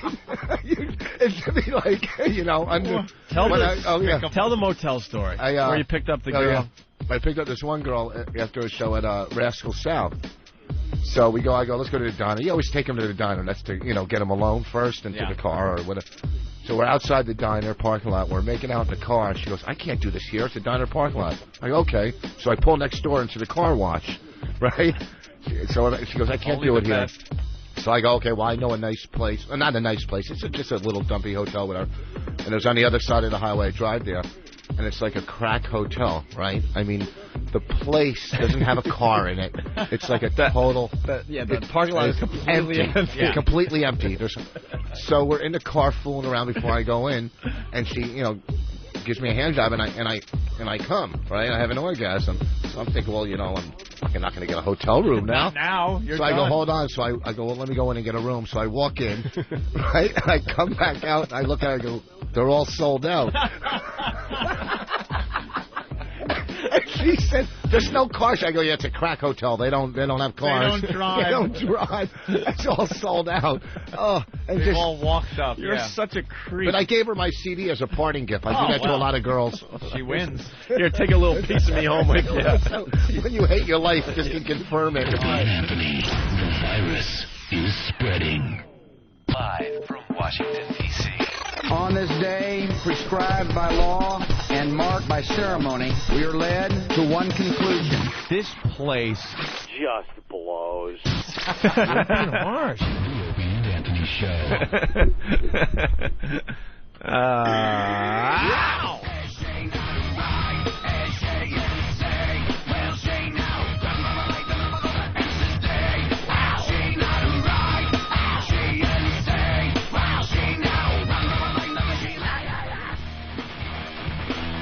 And we're back with the Opie and Anthony program, live from D.C. at the XM satellite radio compound in the middle of the ghetto. Had another interesting ride over here, by the way. We had a nice car driver. It was nice. XM set us up nice. We didn't talk about drive the nice over in the retard van. We do talk about the nice stuff, too. Once in a blue moon when it happens. We had a nice town car with tinted windows. Oh, yeah. Making us feel very important, Anthony. Was that because we were just ragging on the fact that they usually pick us up in the retard van with our cartoon faces on the side? I have no idea. Feels a little odd. We were ragging about that last week. I have a feeling that the Opie and Anthony van has been painted over, and they don't want to tell us. Yeah. So they're like, look, we'll make it look really good. We'll pick them up in a nice town car, tinted windows, and that'll distract them so they don't see Major League Baseball now on XM satellite radio all over this van that used to have our faces. Look out the window. That was nice. The Bob Edwards van driving around. Boring people on the road. NPR. Can I say I listened to that on the way in? At NPR, it is atrocious radio. How does anybody listen to that? It is horrible. I take a cab every morning in New York to the station, right? That's a quick cab ride. Whoa, what happened there? Every cab driver listens to NPR. Yeah. They could barely speak English, but they're getting informed by listening to NPR. These savages, they're picking up like one word here and there. They think they know American politics. They nod occasionally at the wrong places. It's a commercial, you monkey. What are you nodding at? Oh, it's terrible, boring radio. It's just dry and mildly informative. The most overrated radio in the country is NPR. It's like a bad, never-ending newscast that just goes on and on. I was praying for a news ticker sound in the back. Yeah. This is NPR. Oh, you fucking dead person with a microphone. It was awful. Our guest today is the senator from Arizona who will be discussing the... Oh! Jeep, jeep, jeep, jeep, jeep. You want to hear the senator? Jeep, jeep, jeep, jeep, jeep, jeep. It was unlistenably bad. I couldn't get over that this is what everybody raves about as this informative radio. It just stinks. Yeah, they all listen to it. Yeah. So I was thinking on the way over, we're in this town car with the tinted windows. Yeah. The tinted windows were there, so people couldn't get a good shot at us, I'm thinking. Oh, was that it? Yeah, because then... Can't take a pot shot through the window? Oh, the driver, he's got this new GPS. Yeah. He had this new portable GPS system that he was bragging about. He's like, I'm going to try it for the first time. Yeah, great. Well, test it out on your way driving us to work. If GPS, the company that makes the GPSs want to make a lot of money, they should have a feature on those things where you avoid the ghetto. Because, you mean like a red zone, hot zone? Yeah, because the GPS doesn't know that they're going to take you the shortest way from the hotel to the XM compound, right? But the GPS has no idea that they're going to send you right through the ghetto. Yeah. This guy was making lefts and rights through the ghetto. There's burnt-out cars. There's cars in the middle of the road just idling. Yeah, it gives you the fastest route, but perhaps the fastest route is not the safest route. Right. They should have a Schwoogie feature. Oh, Jesus. That's what GPS should be for. Get past Schwoogies. Oh, I don't even have my bell. How can we do radio like this when I don't have my bell? Ding, ding. Jesus. Well, think about it, though. Yeah, well... Whitey wants to go from point A to point B, but they don't want to have to go through Schwoogieville to get there. Right. Well, I was a little worried at one point. We're going through the projects, and there was somebody parked in the road which just left barely enough room for the car to squeak through. Yeah, and that's a danger because you really have to slow down, and people can jump out and do things, maybe carjack you or something. They kind of do that on purpose sometimes. Right. They make it so you have to slow down so they could get to you. You can't speed off. And that was a little frightening because I looked at the guy sitting in the car in the road, and whoo, he wasn't there picking up someone for an office job early in the morning. Yeah, Believe me. He was up to no good. So I even said to the driver jokingly, like, well, usually we beep and yell and scream, but let's not do that today. To the drug dealer, you said. Oh, and he goes, you're right. You're right. He goes, you're right. Do you know where we're at? I'm like, no. He goes, that's exactly what's going on in this neighborhood. I'm like, great. He goes, that XM, they got a great deal on that compound, but it's in the middle of the ghetto. And we're like, yeah, we understand that. Fortress XM. My guy was a little African gentleman who was a pretty aggressive driver, but we had a thing where there was a slow minivan in front of us, and it was on the block where there was 40 young, enterprising youths standing outside. I imagine they were waiting for a school bus, and he's honking at the person in front of us, and there's nowhere to go around. Oh, no. And I'm thinking, don't honk, because if the person stops and gets out to confront you, we have no options unless this car has a raise up and go over the car in front of it feature. Which I doubt it did. I'm not saying that those enterprising young gentlemen weren't out there doing good. Sure. Maybe they were with the public works systems and waiting to get picked up for their jobs. Could have been.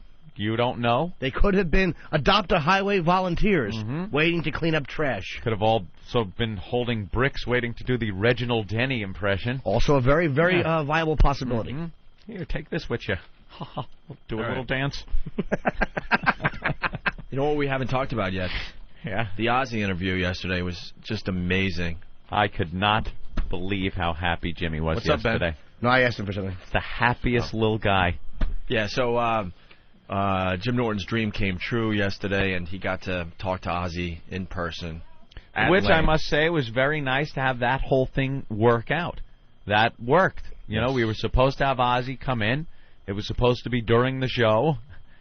He showed up, and we had a great time with him. And it actually all worked out. It was something that worked. I really enjoyed that interview. I thought it was a lot of fun on Ozzy was so many funny. levels. He was hilarious. A lot of funny lines. He's got a sense of humor about himself and his family and the whole situation with the TV show and his drug use. I was walking around Georgetown with Norton yesterday, and he was just still on cloud nine, as they say, you know.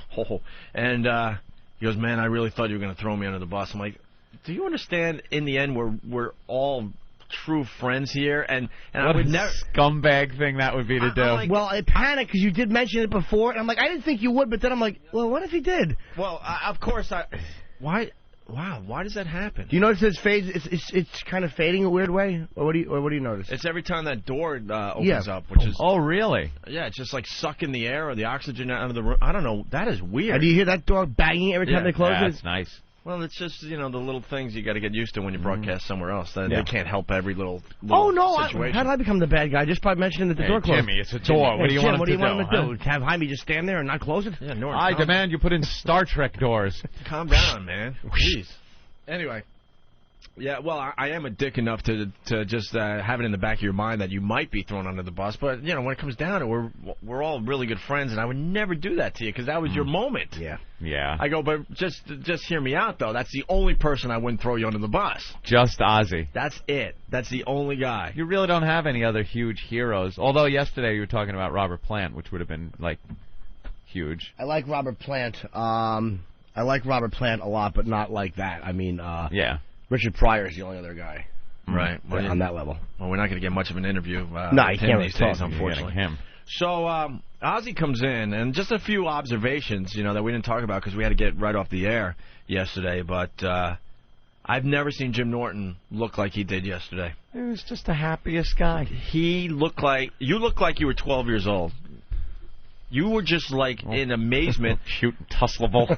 And he spent the first 10 minutes when Ozzy was in studio. I'd have to listen to the tape again, but barely talking. I didn't say a word. Just looking at him, looking at his eyes, looking at everything on his body. Staring at Ozzy like a madman. Looking at all his rings, his jewelry, his, you know, just everything. His black left pinky nail with that really cool pinky ring he has. Thing on there, He's got that really great, like, 3/4 length pinky ring on his finger. It's not even like a ring. It encases his pinky, where it looks like some kind of vampire thing. Yeah. Like encases his pinky, and then he's got the nail coming out. Well, that's really cool. That's like the Coke nail from the old days. That's exactly what it looks like. And I was like looking at his cross. He looked really healthy. It's the best I've ever seen Ozzy look in at least last 20 years. Yep. It was the healthiest I've seen him look. It's all trimmed down, and he sounded very healthy too. He wasn't, you know, babbling like he usually does. And then, so Jim was just taking it all in, which I found fascinating. I was watching Jim watch Ozzy because I'm like, wow, this is how it is when you get to meet, you know, your hero, I guess, you know. And then, slowly but surely, Jim finally loosened up, like, oh, my God, I'm going to blow this. I got to start talking. Like, you couldn't talk. You were petrified. I couldn't. I had questions. You were, like, paralyzed, it looked like. I was for the first 10 minutes. I had questions written down, and as soon as he walked in the door, when they said Ozzy's here, it was like, Oh, he got all scared. I realized that I had a paper with worthless ink on it, and those words meant nothing in human translation. He had spent all day writing down these questions that he wanted to ask Ozzy. In red ink.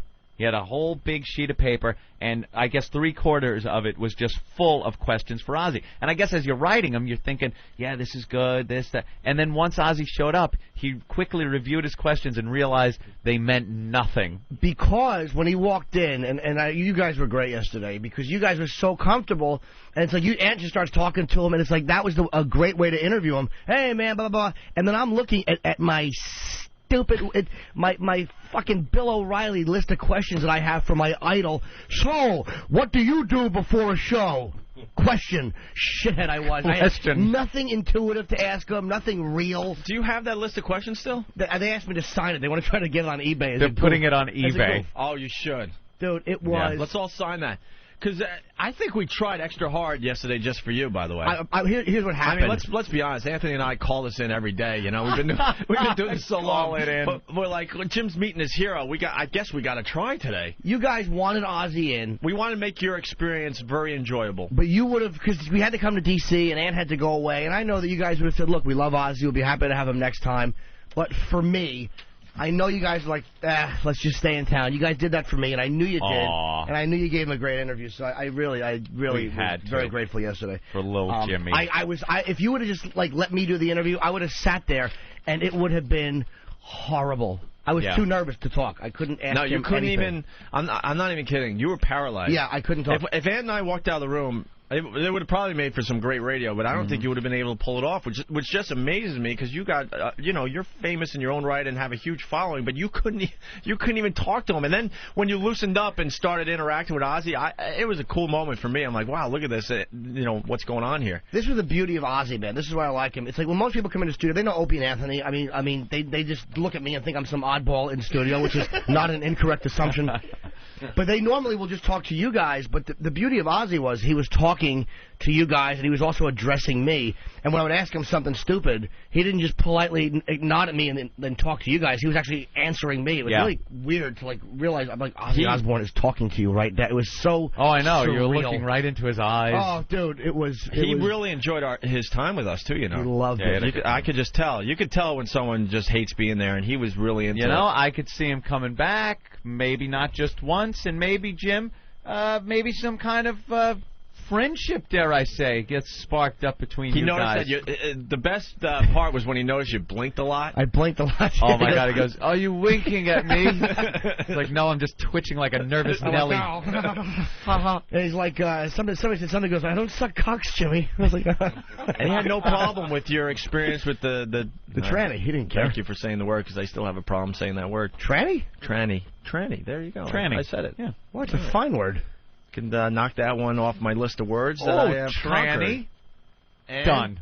And he was put and tranny. There you go. Only 100 words to go. Put the money in the tranny's hand. Tranny Island. Where's that? .com. Uh-oh. Wow. Oh, boy. Now we're going to have problems. Hi, boys. How you doing? Now we're going to have problems. Now we're going to have problems. How you doing, boys? We're in the middle of our Ozzy post-interview. I'm going to blow your mind. Who's going to be in here tomorrow? You're here? We already know. I'm staying around Robert for a Plant. Robert. Is he going to be here? Here. In our studio. Do you want him? Doing our show. More than anything. Is he going to get up that early? That's the problem. That's the problem, see? What time is he scheduled to come in? Scheduled to come in later in the afternoon. That's what I heard. know it's either dinner with him tonight or tomorrow night. He hasn't decided. Have you seen what they're doing in Performance One? No. The big studio. No, what? They are recreating Morocco in there. No joke. They got silk hangings and plants and candles all over the place. And our phones don't work, but it's Morocco. Wait. What was that about? Clitoral circumcision in the other room, but we can't get a call from fucking Bubba somewhere. Let me get more details on Robert Plant. What was the big deal this morning with all the... Oh, we don't want to go back down that road. All right. We're in a happy place now. Okay, good. All right, sorry. I do believe at least 3 people will be fired over it, though. Oh, nice. I got 1, 2... Three down? 3 down. And I got to send out a special thank you, obviously. Ben did a great job. Lee Abrams, I know, really helped out. And the booker was great. She came through big time, worked through MTV. So, I mean, look, we talk shit when things aren't good, but that was a tough one to get. And, man, she pulled a lot of strings and got us Ozzy. And that was, I think, 80% her. So, fucking great, man. This is where this is all leading to. we'll get to Bruce in a second. It was like a Make-A-Wish Foundation thing. Oh my God, it was for a retard. Jimmy was like a Pejoria kid going to Neverland. It really was. We should really start our own Make-A-Wish experience for ourselves. I wish the phones work. There, that's all I ask for. All I want is something signed. All I want is something signed by Kurt Cobain. That's all I want. A real something autograph. old, obviously. Well, I was thinking that's going to be a hard signature to get there. That's Opie. gettable, man. There's a lot of stuff with this stuff. Dude, I was at the Hard Rock Cafe trying to figure out how to unscrew something that's upstairs. And then I asked Hard Rock Johnny, I'm like, dude, $1,000 cash. What? Wow. What? He asked him and he said he could, No, he said no. So now I could talk about it in the air. I'm like, here's $1,000 cash. Give me a screwdriver. I want to take that thing home. What was it? It was a nice thing that he signed. You can find Kurt stuff. Steve brought it up on eBay or something. There's tons of stuff. I mean, make sure it's original. Yeah, that's what I'm saying. You could, because you could trust everything that's on eBay. Screw that. You need some kind of. And I don't even trust the certificate stuff anymore. No. Our friend Jay. Good old Jay. He bought a Lou Gehrig signature for one of his brothers. Oh, no. Dude, he shows it to me. He's like, what do you think? My brother's a huge baseball fan. This is his Christmas present this year when I go back to Atlanta. This thing, the autograph was in pencil. And I'm like, oh, Jay. And then he shows me the thing, the certificate. They did used to use pencil. I know. Back then he then, shows me the certificate. And I go, well, did you compare with other Lou Gehrig autographs maybe online? He goes, yeah, it kind of looks like it. Oh. How much did he pay? How much? It was a lot. How much? I really don't know. I don't want to just throw a number out there. Was it more than 1,000, do you think, or? Oh, yeah. Probably, yeah. Probably right around 1,000, maybe 800, somewhere around there, I think, if I remember correctly. So then, what was it on? I think it was a letter or something. Yeah. This goes back a couple of years, and then I told Jay, you know what? Your brother's never gonna know. Just freaking give it to him. He'll be excited that he has a Lou Gehrig, even though it's probably Bob from North Carolina decided to make a few extra bucks. But if the person doesn't know for sure that it's not a real autograph, then I guess to him it's a real autograph, right? He'll question it. So hard to get memorabilia and know it's real. So many people getting ripped off. Right. So we got to get back to the Ozzy thing. So it was a big day for Jimmy, and we come down here. He's still on cloud nine, and decides to end his evening on a note. That's where we've been leading to for the last 20 minutes. It's just the release of that drug in your brain, whether it's dopamine or whatever it is that releases when you're when this rush, this joy, this euphoria, and that's what I was having all day with Ozzy. I can't. And Steve got him to do drops. Oh, I know. You should. Do we have the drops available? Oh, the drop he did. He did one drop that was really good. It was unbelievable. I heard this. It was like one of these days where everything is perfect. Yep. Nothing was wrong. Hello, my name's Ozzy Osbourne, and you're listening to my pal, Little Jimmy Norton. What a fucking little guy he is. That's the one with the echo put into it. There's another one, too. Well, Steve plays that for us after the show, and Jimmy started hugging Steve. Yeah, he couldn't believe he got it. It was a real moment. It wasn't Jimmy being like silly. Nope. He grabbed Steve and hugged him and was like, "Oh, thank you." Yeah, it was so great. And anyway, it was just one of those days where everything was perfect. Ozzy to sign the picture I had of he and I. It was just I didn't bring a lot of stuff to sign, just one picture, and I got a shot with him. It was just fun. He was so nice.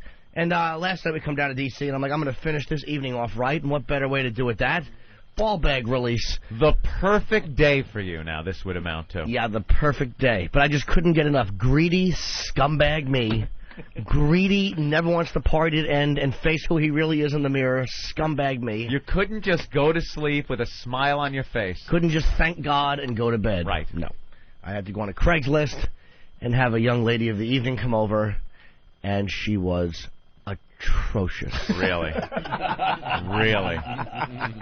Atrocious. Now, looking or the technique, what was bad about her? And was there a picture of her? No, she didn't have a pic online, and she didn't want a lot of money. And believe me, I'm like 0 for 2, but I'm like, you know what? I don't really want much. That's all I want. Right. Little Hummer, go to bed. So she comes over, and I'm like, are you a BBW? Which big, beautiful woman. Fat chick. She said no, but she should have said yes because she was a big black whale. She was a fatso. She was a fucking fatso. How fat? Not fat enough to need a crane to remove from the home, but fat enough where if somebody was assaulting her with a bat, you wouldn't call 911.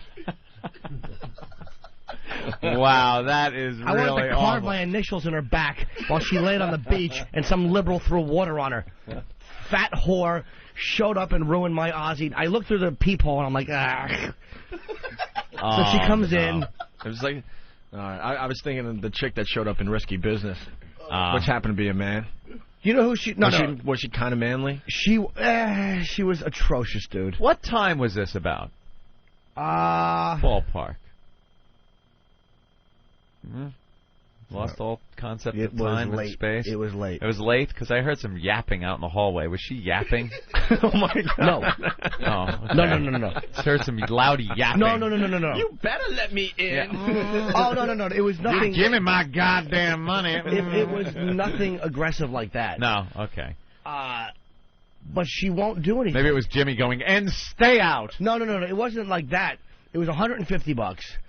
And she comes in. I'm like, look, I just wanted, You get right to business That's with all someone I like wanted. this. Yeah. And she's shy. She's like, what? Dude, you don't understand. She was shy. She's like, I don't know. I don't know. She wanted me to go down on her first. Dude, Jesus, you're swear kidding. to God. Swear to Are God. you kidding me? She wanted me to go down on her first. And she's like shy about getting undressed. She's like, can you do it in the other? Can I do it in the other room? She wanted me to leave the room. And I'm like, I walked out of the room. Look around for what she could steal. So I'm like, yeah, I'm not doing this. Oh, brother. And I'm looking at her, and I'm like, she's awful, and I'm like, I really don't want to. And I was trying to think of, like, why do I want to be a scumbag and be mean? So I'm like, look, I got to get up really early. It's really late. Maybe you could just do me. And she's like, I don't know. She's like, I'm not, dude, it was I like. don't know. I was waiting for Alan Funt to come out of my closet and go, she's not really a hooker, she's an actress. This is actually Joanne Flug in disguise. We put Joanne Flug in a fat suit and sent her to little Jimmy Norton. I wound up giving her, I said, just give me back 50 and leave. Are you kidding me? Only because the only reason I didn't paid to have her leave. The only reason I didn't freak out and demand it all is because and again, you never know who you're dealing with. Somebody could have mace or start screaming and yelling. It's just not worth it. And it was almost like a joke, like, this is what you deserve, asshole. This is what you deserve. Well, it's just because you got greedy, like you said. You got greedy. This is what you deserve. Go down on me. No. Go down. What? She was I'm awful. paying you, lady. George from Philly wants to know if it was Mabel King with legs. No, she wasn't that fat. She was just awful. She was just like. Did she awful. smell? I don't think she smelled. No, I would love to say yes, but I'm sure she would have had I gotten that far. So what was she thinking coming into your room? I don't. She's like, can we get to know each other first? Know each other? She was, this girl, I don't know if she was an actual 24-hour, 7-day-a-week hooker. This was something she was probably doing for some extra cash. What was she expecting? Dude, I have no idea. How much did it finally cost you? $100. $100 for an annoying woman to come to your house and then to kick her out. Had I been willing to go slow, I do think she would have done something. She was really nervous. She wasn't in rip-off mode, and I believe me, I've had them show up. It wasn't like that. It wasn't like, she's like, well, can we go slow? Like, do you think we could just sit here for a little while? And, like, she wanted to, like, make it, like, a regular experience. I guess to fix it in her head. That I'm not just coming over here, and maybe she saw me without a shirt and realized, it's not worth the money. Hob the knob, take your money, and leave. Dude, it was just awful. I had a similar story, and I think I told Anthony this a while ago. Back when the internet first started, maybe about 8 years ago, 9 years ago, I was talking to a girl online, and it's before you got pictures. Remember when you first started and you really didn't have pictures? And I talked to her a couple times, and one morning, a Saturday morning, we're talking about sex, and she's like, I'm really horny. So, she described herself to me, and I said, what do you look like? She's blonde hair, this and that. And said, but, when you're trying to talk about being fat, you're trying to be discreet about it. So she described herself, I have, like a 28-inch waist. And I said, okay, she sounded decent. Pleasantly plump. Yeah, so I said, okay, I'm going to let her, she's going to come over to my house because she's looking to get laid, and I was looking to get laid. It was a Saturday morning. So I'm on the cell phone with her as she's getting close to my house. Yeah. She pulls up in front of the house and gets out of the car, and she is huge. She had to have been 250 pounds. Holy jeez. And I'm like, Now, she knows it's my house because I'm on the phone with her, and she's pulling up in front. So I'm like, what do I do? I didn't know what to do. So she came in. Wow. And she's humongous. So I said to myself, set your house on fire. That's what you do in that situation. She sees flames jumping out a window. You go, sorry, my house is on fire. Yeah. You gotta take the hit. You just gotta run out of the house with your cell phone going, the house is on fire. I just called 911. So she comes in and she sits on the couch, and I'm looking at her and I'm saying to myself, all right, I'm gonna let her blow me. So she takes her shirt off, and she has these huge, sloppy, disgusting cans. Of course. But I pull my pants down, and she starts going down on me. Of course. And I'm, like, rubbing her tits and everything, and I'm looking down, and I can't even look at her. And it just got to the point where I tapped her on the shoulder, and I said, you know what? You got to go. You tapped her out? I tapped out. I tapped her out. I'm out. She had my cock in her hand, and she looked up at me. She goes, what? And I go, I'm sorry. You got to go. Oh, and wow. She said, why? And I said, you know what? I have a girlfriend, and I feel guilty. There you go. And that was my out. But, I mean, she already started going down. But I just couldn't finish. It was disgusting. Did she have a tear in her eye while she had your hog in her hand? You know, she kind of... How humiliating for her. Tapped out. Well, I think she probably... I think that was nice what you did, and that's the way to do it. What you said to her. Right. Very pleasant. That was the right way to do it. All right. You don't need a hassle. You don't need her freaking out. This chick was gross.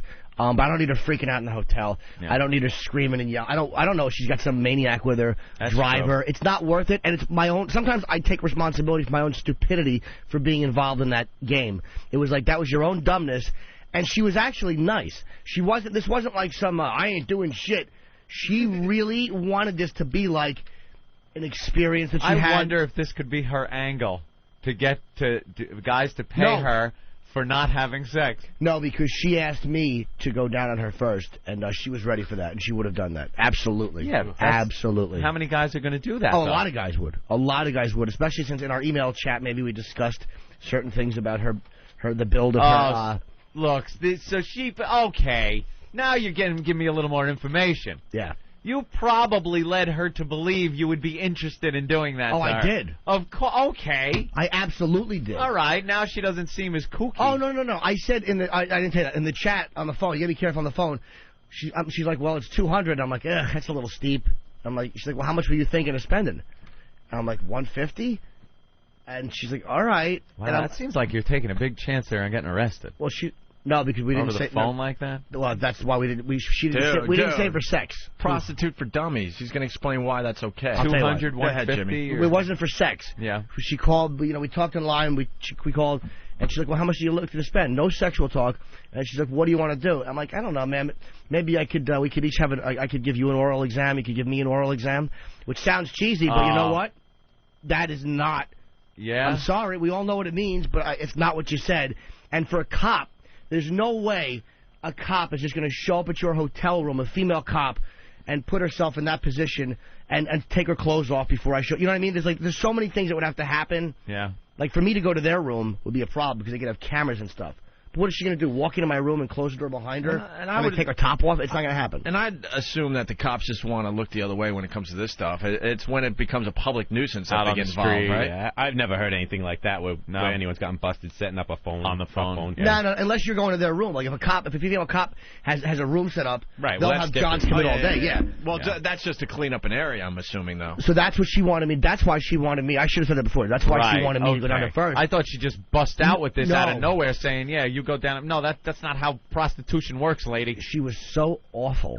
I was just disgusted. I'm like, ugh. And now you're going to bed. We were talking. You kick her out. Nothing happened. Yeah. Nothing. She didn't touch my mule. Would she have? Yeah. She's like, well, do you want me to give you a hand release? And I'm like, no. No, I don't. Jesus. So there it is, Anthony. That was the end to meeting my idol. It was talking to my idol. It was supposed to be his big special day, and he ruins it in the end. That's the beauty of Jim Norton. I had a dessert. We all went out. I shoved a white chocolate mousse into my fat face. I'm like, it's time to treat yourself, little Jimmy. You had a good day, thanks to the boys. Did you hit the mini bar and everything? Big Daddy's here. Oh, God. Big Daddy, living large. The Mad Mexican has entered the studio, Anthony. When we come down to Washington, we like to catch up with all our friends. Bruce Kelly from the 80s channels in the studio. All of our Hispanic friends, right? And now we got the Mad Mexican. When do you start your show there? Not in a couple of minutes. Couple of minutes. So you came in to say hi? I came to say hi. Who was the sick one? Well, we know both of you are sick, but who was like ill? Who was ill? You were ill. No, I wasn't. You were. It was actually me. Oh, you were ill. And what I have, there's cocktails for, but there's really no known cure. Oh, okay. I understand that. Oh, no. This guy says, tell him this. Yeah, he has AIDS. Oh, he does? Yeah, everyone knows I'm that. I'm sorry to hear that. That's fine. I don't care. I never tell anyone. Well, I got a plate in my head as well, so... we're just going to go on with it. Yeah, same thing. Plate in the head, it's the same thing, right? Yeah. So what are you doing on your show today? What I'm going to do is offend the masses, which, excuse me, what I usually do. And I'm just going to go out there and have a good time, talk to the people, and play their request, and that's essentially it. What was that song I liked that you played? Oh, that was Fuego. It's by the Cumbia Kings. They're out of Corpus Christi, Texas. Are we going to get to hear his intro today? You're going to give us a big plug? No, but of course. Right at 9 o'clock? I'm crazy, but I'm not unreasonable. Of course I'll do it. Are we going to be able to get that set up, Ben? Okay. We got why aren't you wearing anything with your dog's name on it? Chicago. Okay, I have my Chicago cap at Chicago? Chicago cap in the control room. I was just getting ready to go on. I had headphones and everything. I just want to make sure your dog is still fine and everything's good. He's still in one piece. You didn't back over him on your way to the station or anything like Don Geronimo did. You really love this dog, Chicago, huh? Yeah, that's my boy. Come on, I'm his only family. It's a bit of an obsession we've noticed. No, not an obsession. You got Chicago hats, Chicago shirts, Chicago. We thought he was a fan of the band, and his dog's name is Chicago. Yeah, and he wears all kinds of Chicago I'm a fan stuff. of the band. You got dog pictures in your cubicle. Yeah. Well, tomorrow I'm going to bring a thing for Jim. Can you bring your dog in tomorrow? Yeah, sure. I can bring him in. If they let me in. If they let me bring him, I'll bring him in. I would like to check out your dog, Chicago. We've heard so much about him. Okay, yeah, if they let me bring him in, I'll do that. That would be awesome. And he has a desk with the little, I like the little jelly beans and the hammer right next to him. So when a girl leans in to take a jelly bean, you just clobber her. That's it. He has the jelly beans. Bruce Kelly's trying to figure out what the hell's going on here. Not at all. He has the jelly beans set in such a way in his cubicle where the girls have to bend over to show their cleavage to grab some jelly beans. Yeah. We know always how you think there, man. Always a motive. Gentlemen, I didn't want to go, but you made me. See ya. I got to go on. Oh, he's got to go for his show already? I got to get the show ready. Good to see you, Jim. Buddy. All right, gentlemen. Bring the dog in tomorrow, right? Yeah, I will. And we'll listen to the intro of your show and all that, and great. See you, Bruce. Oh, wait. See you. Oh, Jesus. Close the door. Oh, Close the door. Is this yours? There he goes. I'm telling you, you guys are so lucky. Why? Because upstairs, this is every bad radio station you've ever worked at, with every freak combined into one. And he's obviously one of them. He's a nice enough gentleman. Oh, he's a sweet man, yeah. Comes in, talks about his dog. I like the Mad Mexican. And we'll now he thinks Jimmy has AIDS. Good. Let him. We'll check out the intro to his show in a few minutes. What? And we got DeeDee. So. Yeah, DeeDee's got to do the news. She got her hair done, and I see she's got makeup and all. We noticed DeeDee. Jimmy, she doesn't believe you in the hooker story. Oh, she is mortified of you in the hooker story. She doesn't believe it at all. She should have seen me after the hooker left, and that didn't take Jimmy Norton out of himself.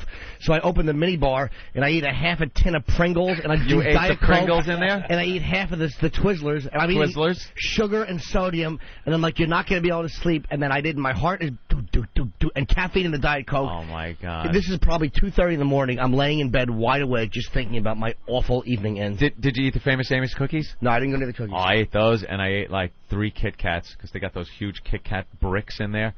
Oh, you got to eat those. Yeah. Did you put the wax lips in your mouth and go, "Arr, I'm a hooker, arr"? I should have. Then I could have gone down on her. It wouldn't have bothered me.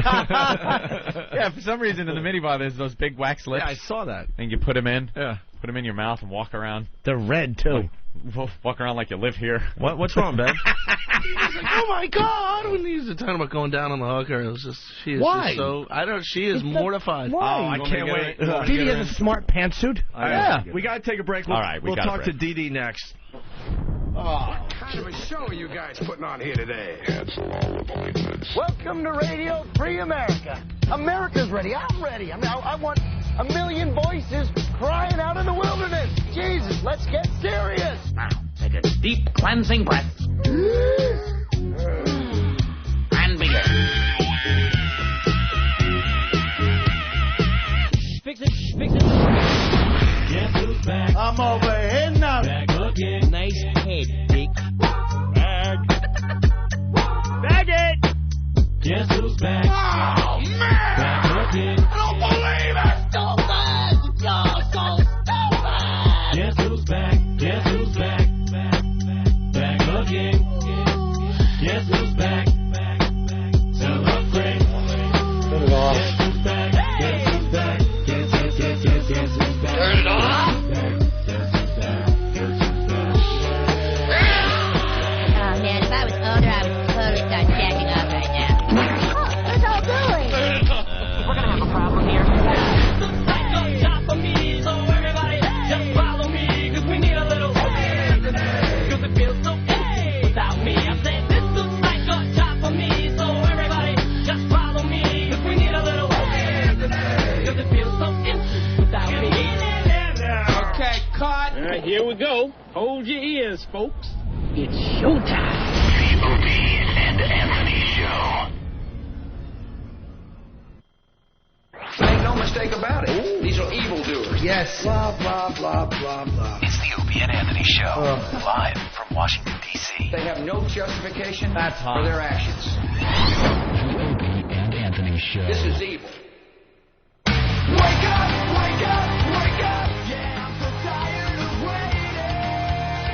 Waiting for us to wake up! Wake up! Wake up! Yeah, I'm so sick of waiting for us to make a move. Wake up! Wake up! Wake up! And we will never lose. Wake up! Wake up! Wake up! It's time to make a move. Wake up! Wake up! Wake up! And we will never lose. Wake up! Wake up! Wake up!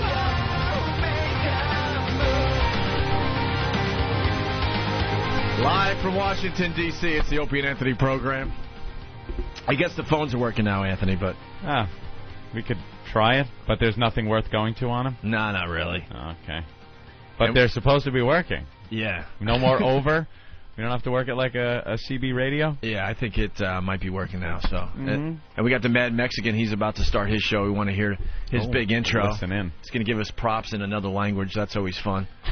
It's only recognized 2 words in the whole thing. Props in another language. Opie and Antonio. I don't think he calls me that, does he? I don't know. Yeah, Opie and Anthony. Doing the wrong order. Anthony, Opie. Yeah, something like that. Yeah, let's get D in here.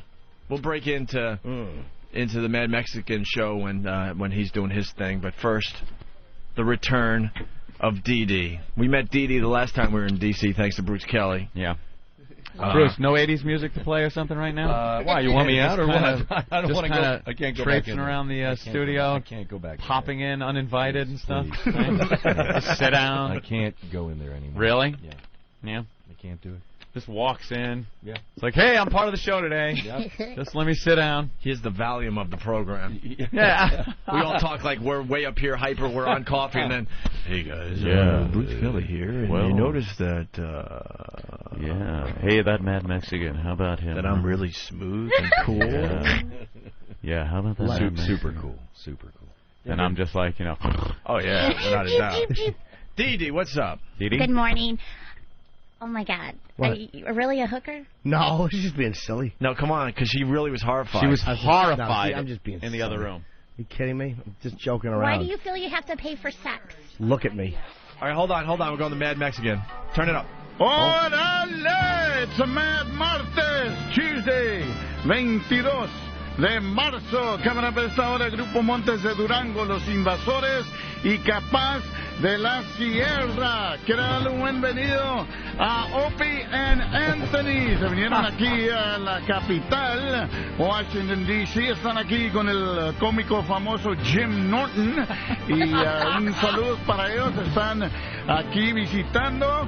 Y it just so happens que Jim Norton, el cómico famoso, quería oír la canción Cumbia Kings Fuego. ¡Vámonos, Recio! Ah, the song that you like. Kings, baby! Yeah! Kings of Cumbia!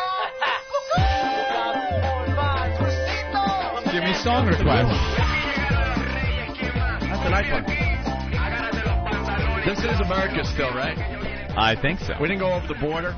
I think we're still in the United States. Man, there's a whole thing going on in this country we have no idea about. I like that switching back and forth from English to Spanish thing. I watch some of the Spanish channels on TV. Yeah. And the only words they don't say in Spanish are like Washington, Houston, states and cities. Yeah, but every so often, Mad Mexican just pops into English for a couple of words that aren't cities or locations, and then just goes right back into Spanish. It's hard to eat. Like, jelly beans are chloroform. All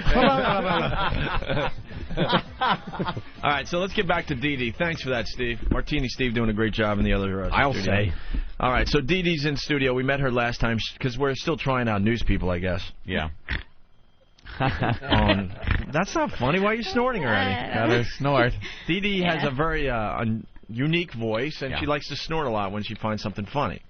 It's just one of those things. It's a very, cartoonish voice, to say the least. And she does the traffic reports. Yes, for Chicago and Minneapolis. For Chicago and Minneapolis. And she also did Why aren't you XM Kids Yeah. for a while. But now we I was find cricket, out. but no longer. We find out she is no longer on XM Kids, and I think we had something to do with that. Well, when she was talking dirty and then had to go down the hall and talk to kids, there seemed to be a little conflict. What did they say? It was too Pee Wee Herman-ish. It was too Pee Wee Herman, where Pee Wee was doing his show, but he's jacking it in movie theaters in Florida. Which I thought was fine. Yeah, I had no problem with Pee Wee. Life. What the hell? The guy, he didn't even look like Pee Wee at that time, right? Exactly. So DeeDee was horrified when Norton was talking about the hooker. Yeah. Yeah, she's looking at him I don't kind know. of I just strange. never met somebody who admitted to that. Really? You're the first guy I've ever met that really said they were with the hooker. You're seriously, that's a true story. If you had a month, I couldn't tell you all the true stories. Yeah, he's just... You have no idea. It's What? awful. What? But what about STDs? Well, that's their problem. Oh, my God. Yeah, and we're not even talking like responsible where perhaps protection's involved and stuff. Ew. He just goes to town. You don't understand, DeeDee. It just can't happen to me. You can find... There's somebody for everybody. No, I'm careful with STDs. I'm not stupid. Oh. He cures all that with Tylenol. He's fine. Yeah. No, I'm serious. Ask him. No, seriously, though. You can find somebody. Yeah, I know. Then why don't you? He does every night for a price. No. Yeah, absolutely. I found a girl. Her name is Craigslist.com, and she's lovely. Well, that's what you get for doing that. I know. That's why I only took back 50. Because again, I get involved in the game. Sometimes that's what you get. Did you believe things like that actually happen out there? That, well, I know they happen. It's just I just never. But you would think if you get a girl like that, she would come over, the money's paid, what happens, happens, and then she leaves. You ever hear such a screwed up story where he's got to pay her, nothing happens just to get her out? Isn't that odd? It's sad. It is sad. I'm glad you said it. I wish you were there. You could have talked to her and said, look, just drink out of this kid's mule. He's paying for this, for Pete's sakes. See? He's paying for it. You eat it. No, but you shouldn't have to do that, though. It's not a matter of having to do it. It's a matter of the amount of headaches that you avoid and just the nonsensical conversations you have to have and the fucking I like that word. baggage they carry.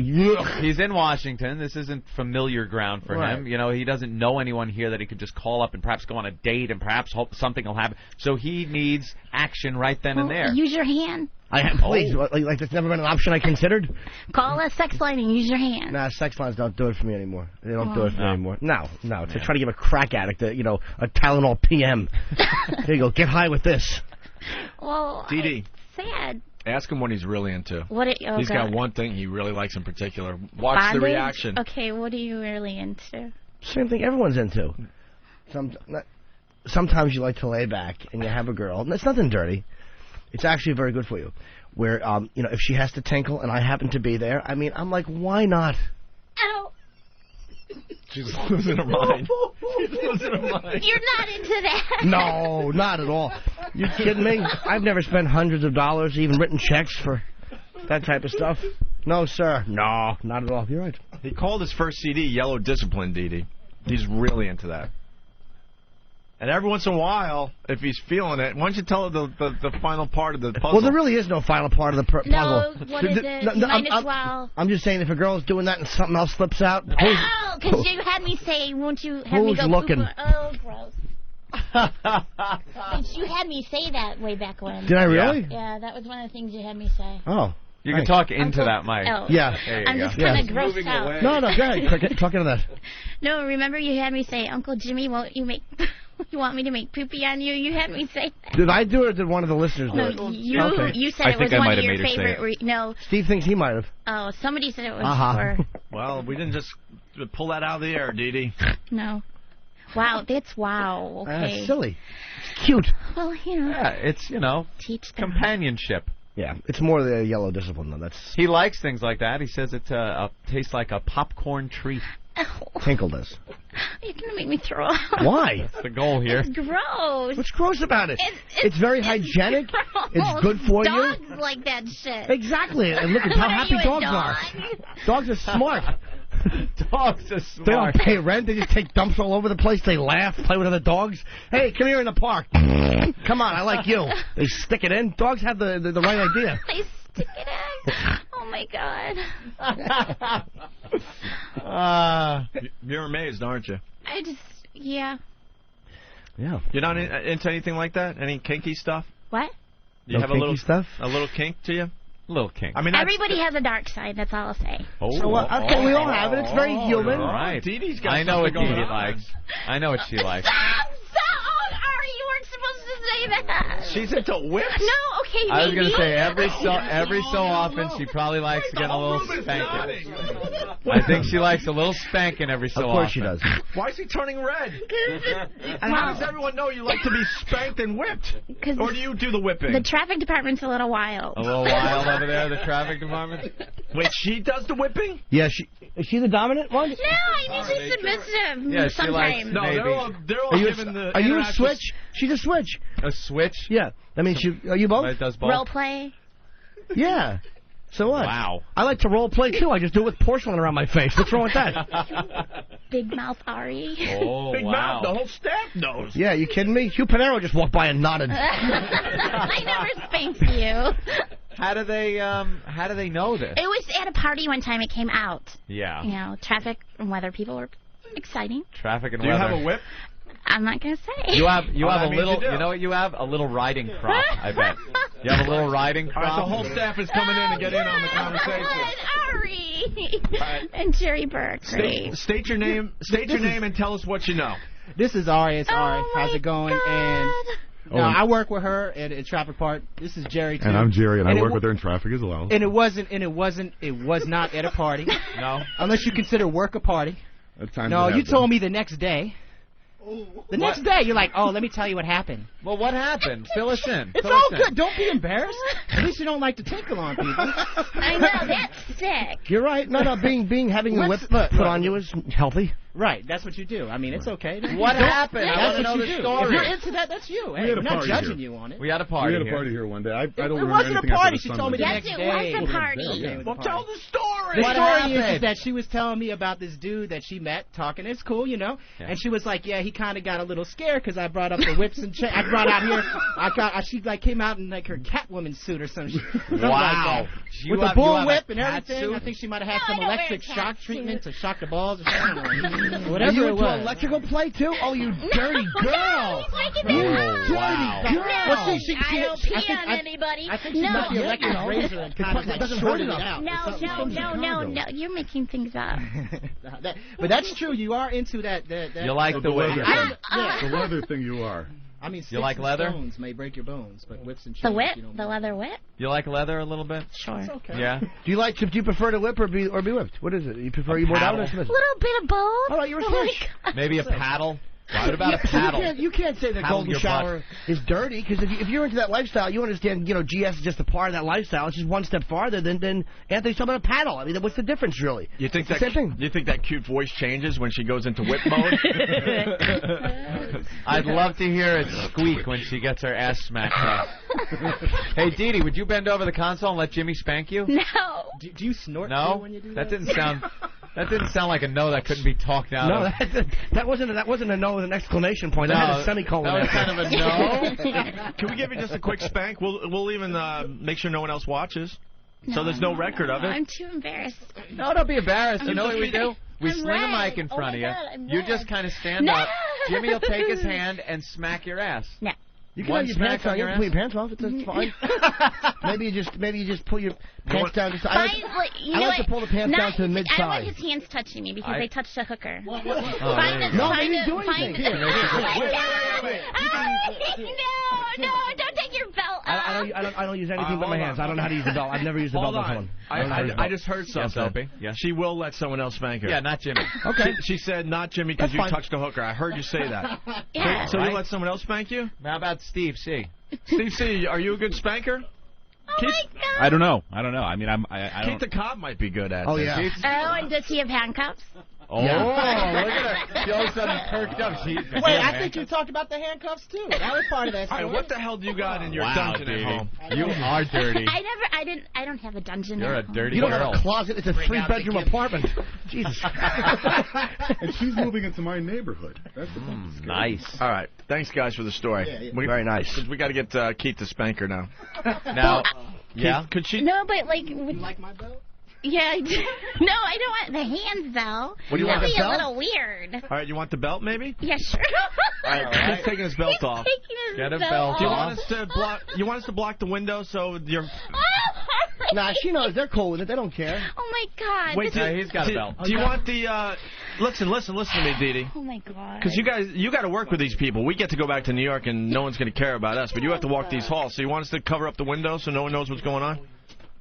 Oh fuck it, I don't care. All right. There you No, go. okay, no. Oh my God, I know. This is gonna hurt. No. No. Yeah, listen to that. No pain, no gain. I could see this all ending in a nice human resources meeting at the end of the show. Good radio. She came in here to do news, but what the hell? We found out that DeeDee has a kinky side. All right, She's DeeDee. a dirty girl. It's Oh, great. like you guys don't? Everyone does. Everyone You're does. absolutely Everyone does. right. You're Yeah, but absolutely you right. made it look like my dark side was but so I don't. awful. But I will never pee on okay, that's not your No. thing. But I'm not into being whipped. I would never let somebody hit me with a belt. It's not my thing. All right, so let's set this up, Ben. Producer DeeDee, Ben. Dirty girl. DeeDee, now we got to do a little role playing here, a little role play to No, make no, this. no, No, I don't mean seriously. I just mean like you know, we can't just say, DeeDee, would you please now bend over? We got to say things like, you know, hey bitch, bend over. Well, what is your Here thing? he comes to spank your What ass. is your thing? Step out of the car, man. How do you prefer? Oh, look at her. She goes, I like that. Yeah, Oh my God! Don't photograph this newspaper. You've been a bad No girl. No pictures. You were speeding, weren't you? Yeah. Let's set it up. Let's go. Yeah, you were I'm speeding. gonna kill Ari. Okay. Step out of the vehicle, please. Oh Jesus! I want you to assume the position over the hood of the car. I can't. Put your hands on the car, please. Hands on the vehicle. She's in her nice suit and everything too. She got all dressed up and My partner here businesslike and can either write you a ticket, or we can maybe finish this some other way. Please put your hands on the car. This is for our safety as well as yours, please. All right, mic her. Hands on the car.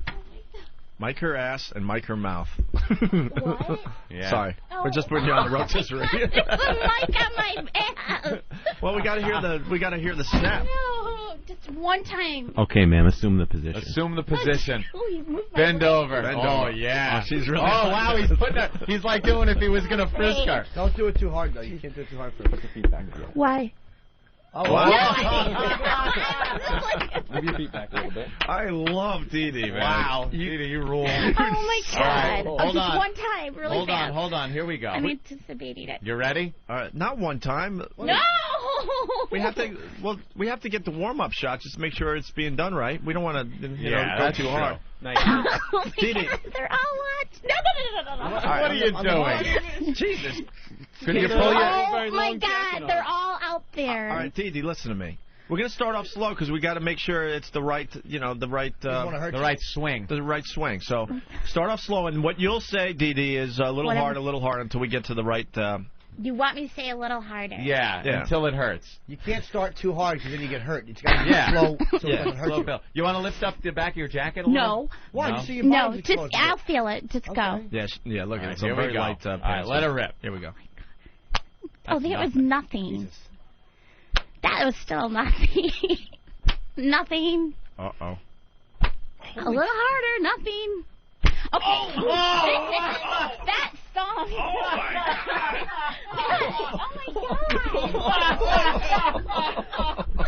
that hurt. Did she or did she not say a little harder? Yeah, but I didn't think you were gonna. It went from that is nothing to ow. You did taunt him.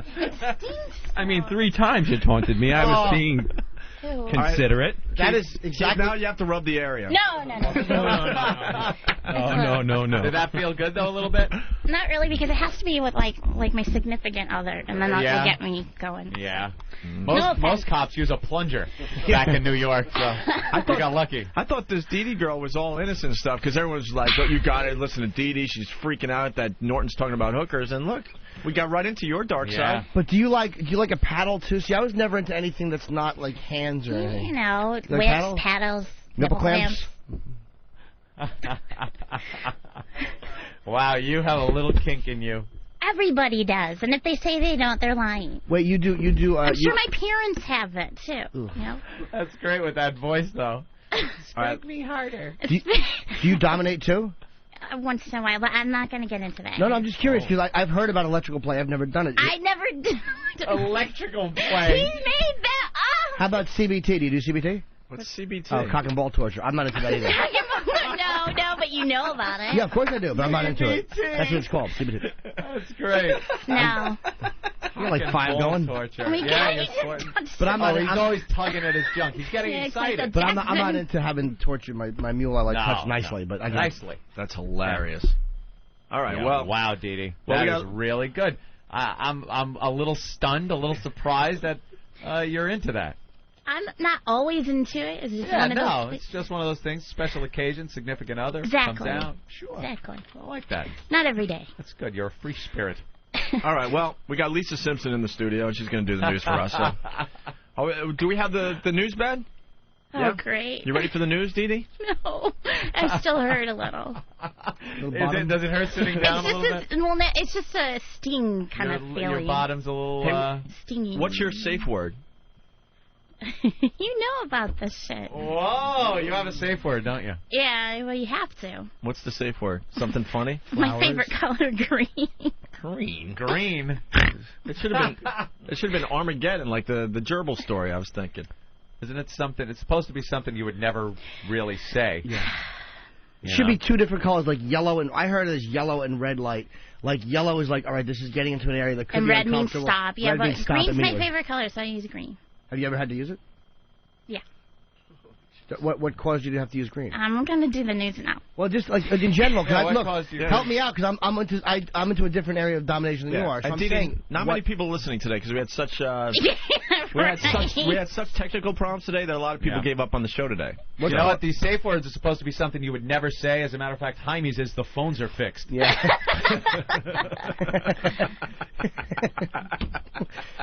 Can you picture Ben getting spanked saying, I've had enough? And they're like, well, he'll never say that, you know, especially if you're in a bar. My hair is so neat.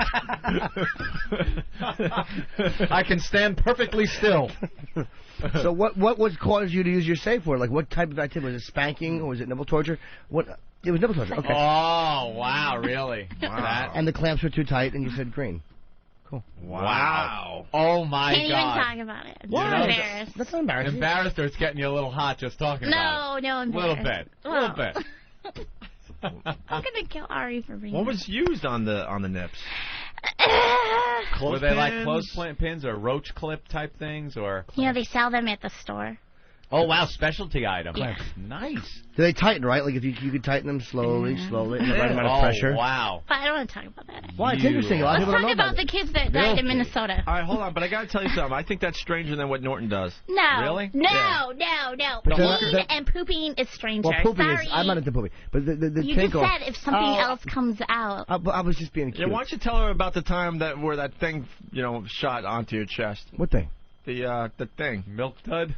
Not the milk dud. Oh, yeah. No, milk dud didn't show up my chest.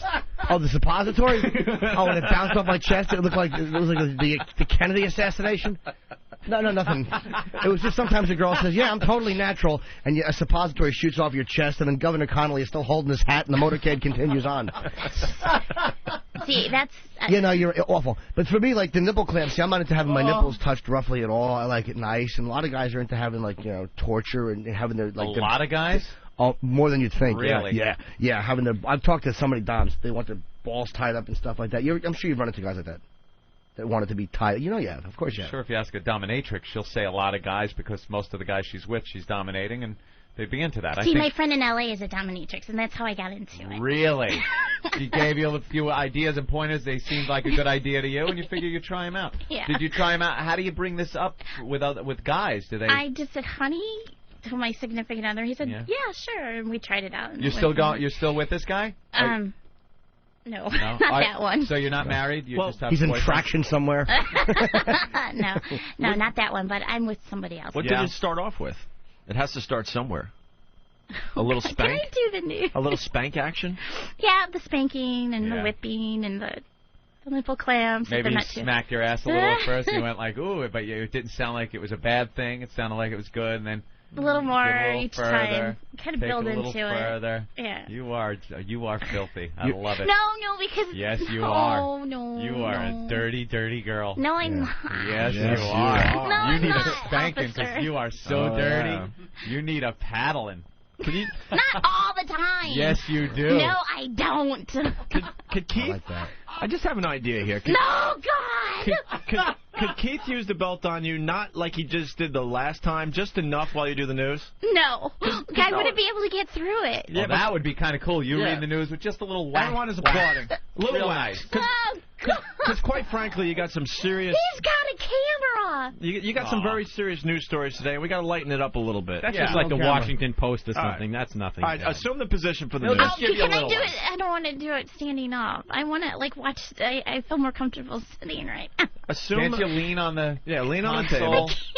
Come on, DeeDee. Crying. All right, the belt is out. Well, your friend's a dominatrix. Jaime. Heime's smiling. Jaime, you don't have to be in here now, do you? Wow, Jaime. Looks like we found another freak that works down here. He's a watcher. I think Jaime messes the phones up on purpose just so Eric Logan takes him in the office, puts him over his knee. Oh my God! I have a question. Does your friend work for? Does she work for Does she dominate? Does she work? No, she. Okay, does she work in a place? She has a mansion, and all the rooms are like theme oriented. Not in the den though, right? In L.A. No. Okay. She hot? Well, yeah.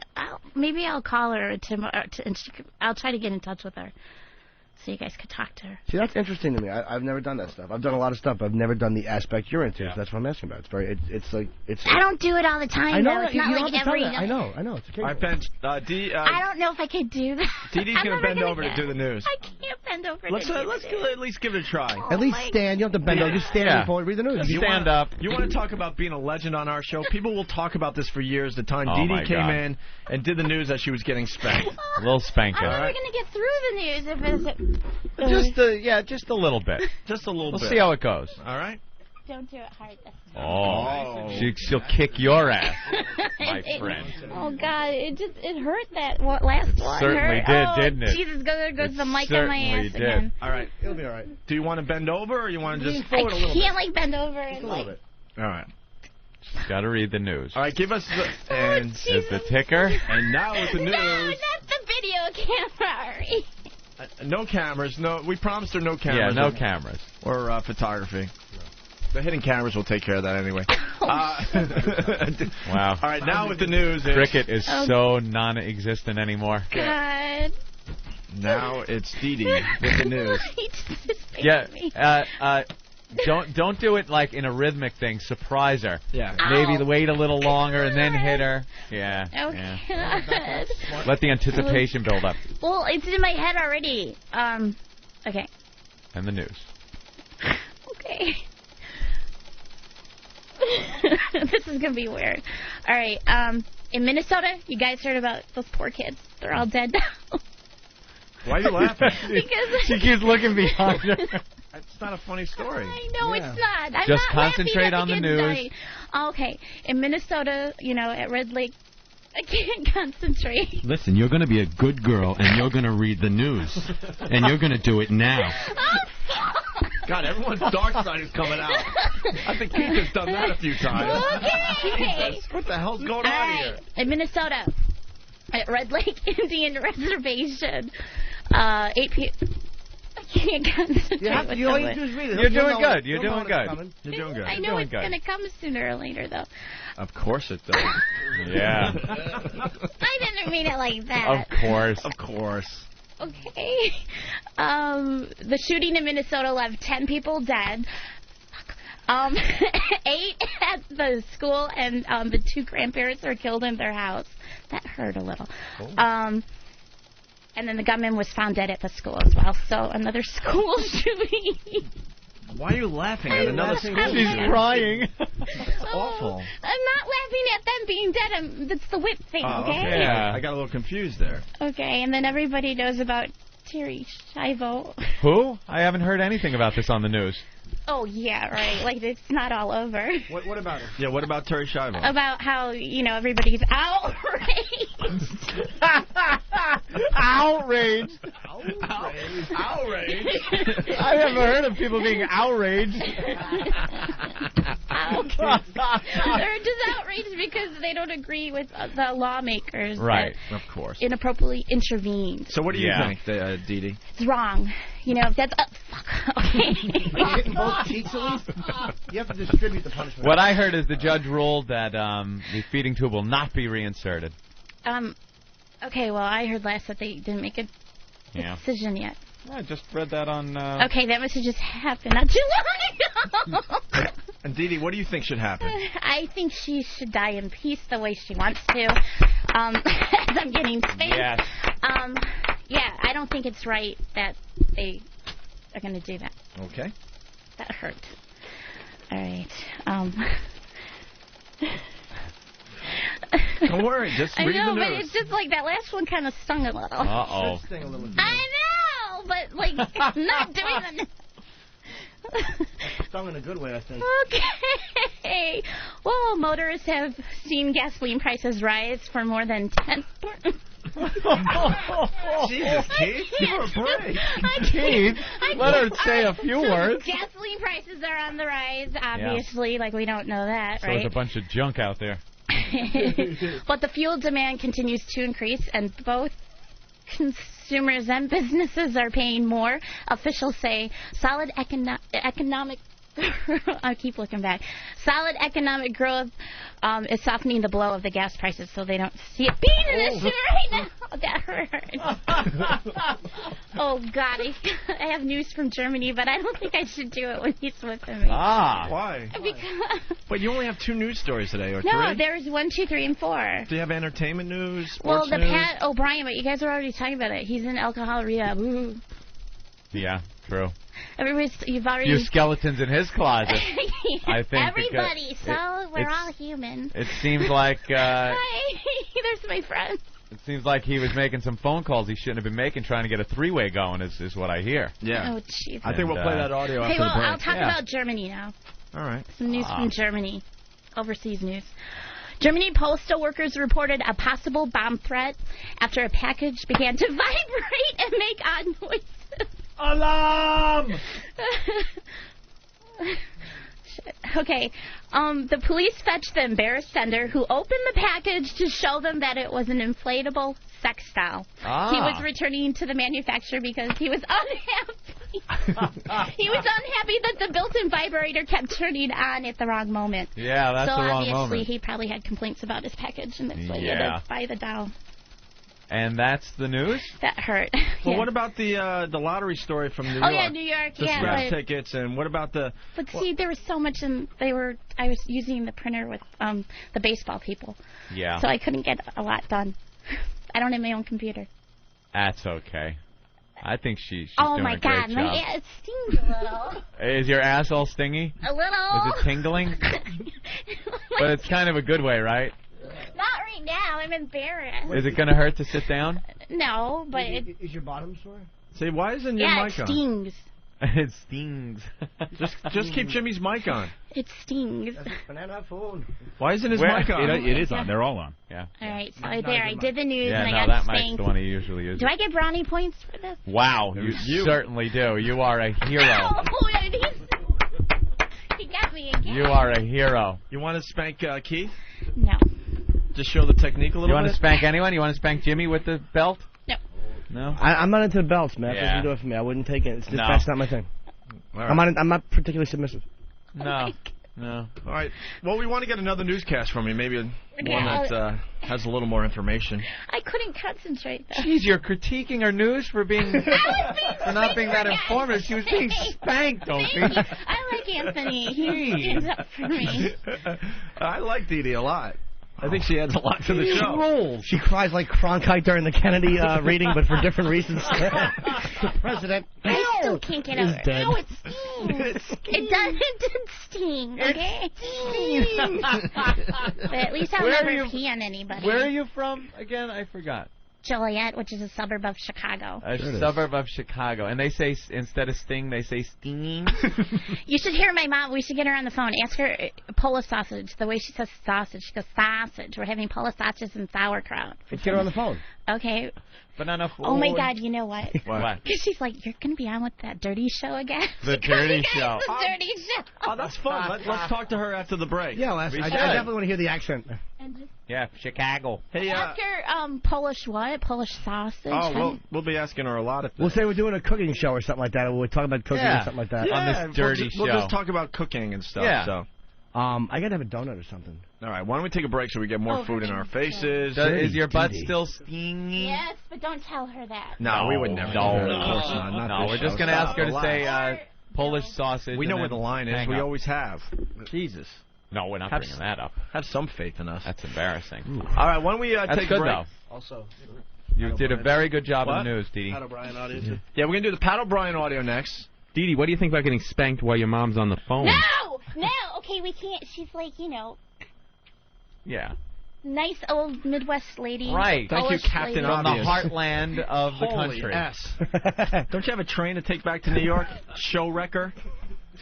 Show wrecker. God. Wow. Anyway, we're going to take a break. We'll do the Pat O'Brien audio next. I'm going to go punch someone in the face.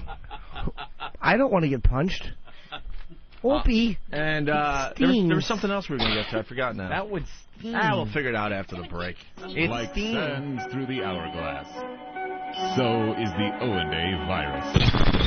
Hey, by the way, what happened with you and Gene Simmons? Oh, that asshole. Boy. All I know is I was getting phone calls all night long from you, Ben laughing his ass off. Really? That's surprising. I'm Gene. That's what? Gene blew off. What happened? Gene Simmons. I just had him on the show, what, a week ago, 2 weeks ago? I'm in a bathroom. All right, granted, that's a little bit creepy. I'm in a bathroom, and I see him, and he walks in the men's room at the Venetian. So he walks by, I go, hey, Gene, and he goes, hello, and of course he doesn't look. He just keeps going straight. Again, he's a rock star. I don't blame him. I wouldn't look at me either in the men's room. I decide to wait outside, say hello real quick, and his security notices me kind of lurking there with Steve. So Gene walks out, and I'm like, hey, man, I'm on the Opie and Anthony show. You just called in last week. And he's like, all right. And he just won't even look. He just walks right by. Wow. And, Steve, were you there when he got blown off by Gene Simmons? Yeah, we both did. We both got totally blown off in a really condescending... I forgot. Yes, you did. Oops. It was just... But like Jimmy said, he's walking into the bathroom. I was the first one out. I said, oh, hey, Gene Simmons. He said, oh, hi, how you doing? And as Jimmy came out, we waited. We were going to talk to him. And it was just so goddamn dismissive and condescending. And we totally explained who we were, exactly who we were, mentioned the fact that he was on the show. We just wanted to talk to him. And his response was, that's nice for you. I have to go. And he goes, and then he had to leave. And he goes, oh, Opie and Anthony, I might see those guys later. And I'm like, all right, can I just get a quick picture with you? He's like, no, I'm really running late. He goes, you can walk with me if you want. So I start walking with him to get the picture, and then Yoshi is just backing up and like trying to take. All he had to do was stop for 1 second, and he wouldn't stop or look at me. So fuck you, Gene. Ooh. Oh, hey, relax. Oh, that really annoyed me. He was one of your heroes growing up. He was one of my heroes when growing you were up. Jimmy Robinson. Sorry, I wasn't hawking a Kiss keychain, motherfucker. It wasn't just a setup to maybe coddle you a little later? Oh, did he annoy me. Every bit of loyalty I had for him went out the window, and I wanted to spit on him. I was so aggravated. How many bad people bashed him, called in, trashing him, and like an asshole I defended him. You did. Time and time again. And he doesn't need me to defend him. He's a billionaire. It's not going to change. But it just really, really annoys me. Look, I'm not anywhere near that level of fame, but I've taken enough fan pictures to know that you can stop for 1 second. A second. Disinterested shithead. Wow, it was 6'3" in your dark Undertaker suit. That stupid straight-ahead look on your face. We get it. You're a genius. We get it. You have really turned. Oh, did that? I can't tell you. Picture. I am so tired. Yeah, but you know what? It was. Steve was right. I understood he was busy and he had to leave. Dude, I didn't expect a 40-minute photo shoot. But he knew that we were talking about being on the show and we're members of the show, and he could have just stopped for 1 second and taken that picture. He didn't give a shit. Right. Sorry, I didn't have anything to sell for you. That's what it was. It wasn't advantageous to him to stop for a second. There was nothing in it for him to stop, Jimmy. Opie and Anthony, the virus is spreading. Our duties have destructive power. You think it stinks now? You should have seen it a month ago. The Opie and Anthony Show. Live from Washington, D.C.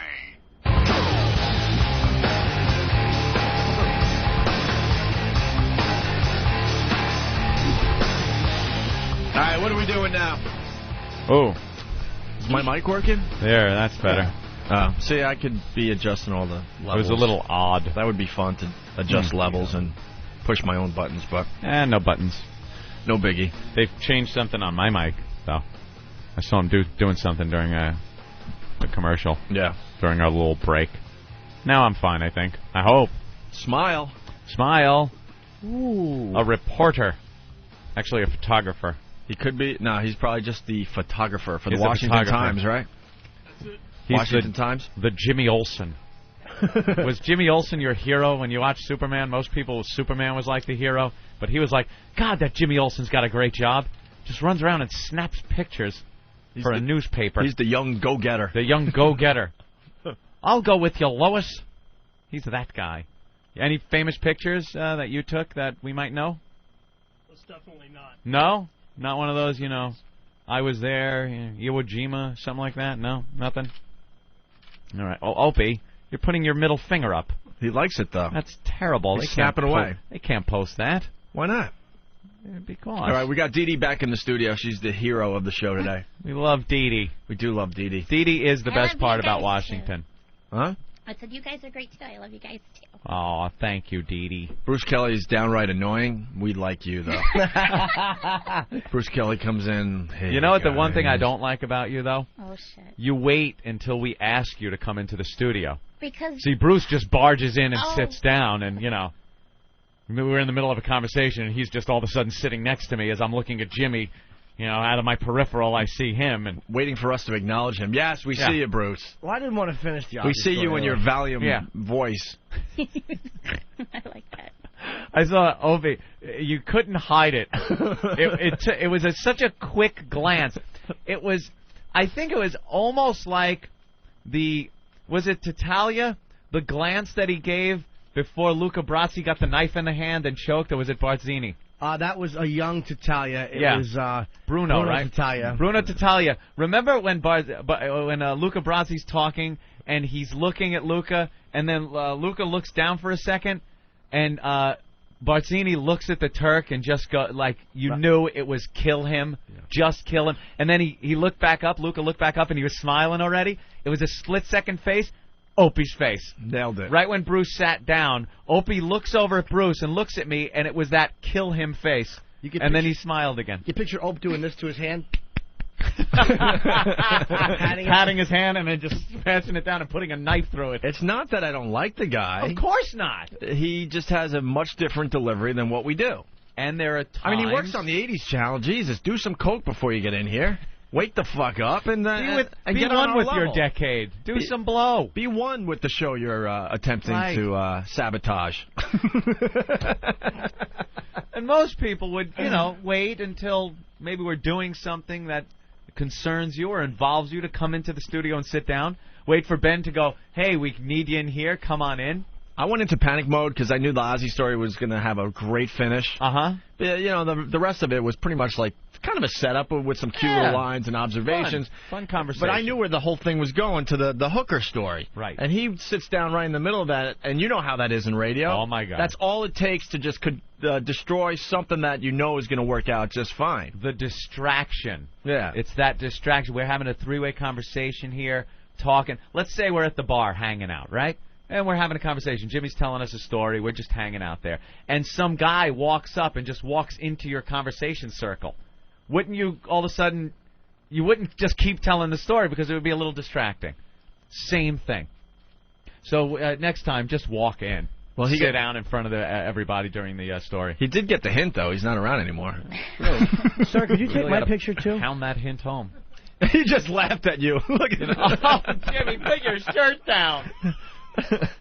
Jesus. A guy? I know. He picks his shirt up and starts scratching his belly like an animal. You are an animal. Got to break into this fascinating conversation because we got DeeDee's mom on the phone. Oh, wow. From Chicago? Joliet, suburb of Joliet, isn't that where that famous prison is? Yep, Joliet. What happened? Blues Brothers. Where the Blues Brothers Steve, I don't read prison. lips. Steve is saying no, no, no. That's all I could tell because he had the international sign of no, Sorry no, about no. that. What's up?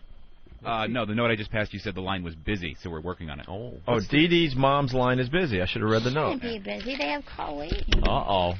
Maybe they're online? They have a dial-up connection? No, they're too old for that stuff. Oh, really? You have parents that don't do the internet? Yes, 744. Wait.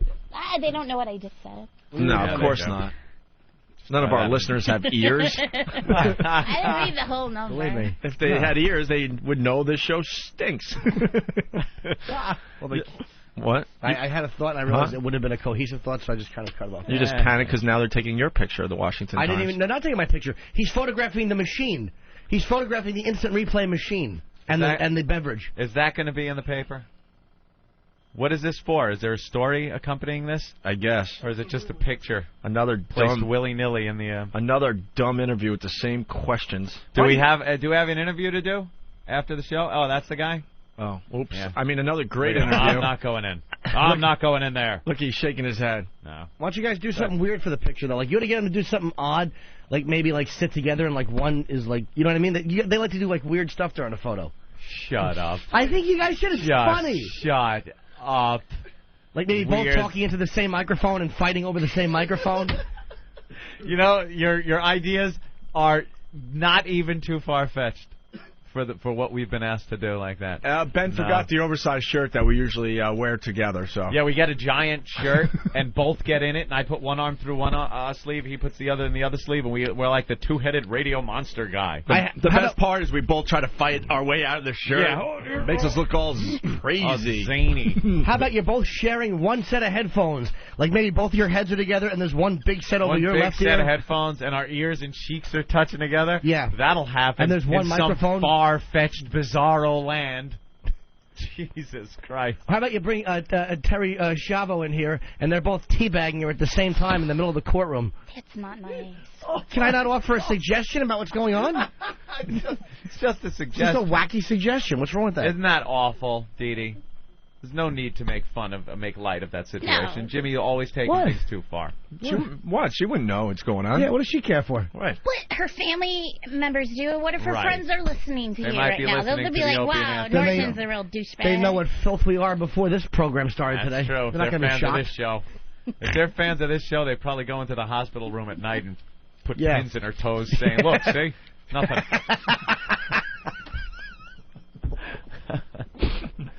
Creeps. Only creeps listen to this program. Or if they eat something that's bad, like, it tastes awful, they just put it in her mouth. Here, try this. Try this. Oh. Look, it must be good. She's not going, ugh. Not doing anything. That's wrong. It is wrong. It really is wrong, DeeDee. Yeah. Where's your mom? They're trying to get her. I guess the line is busy for some reason. Is she yapping to somebody? Does she yap a lot on the phone? Does she have XM? She has 9 kids, so of course. Wow, 9 kids? You have 9 siblings? I'm the youngest of 9. The youngest of 9. How many different dads? 4 no, 1 dad. 1 dad. Well, we adopted a family of 4, so. Wow, the whole family? Mother, father, kids, everything? Not the mother. Oh.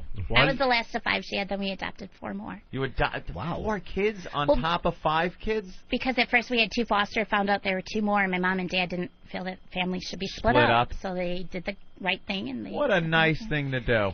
Are they good kids? Some of us were fuck-ups. Yeah, us? Hence the reason that you want to beat up people. You're one of the kids? Getting a little are you one of the aggression out adopted from your kids, childhood. I'm the last one my mom had. I'm the last Oh, natural okay. my mom had. And then the adopted ones are older than you? Yes, I'm the youngest out of everybody. All right. And are they good, though? Or For the most part, we've had a couple that, You know what happens if they start to screw up? You say to them, you know, some children are born, but you were born from our hearts.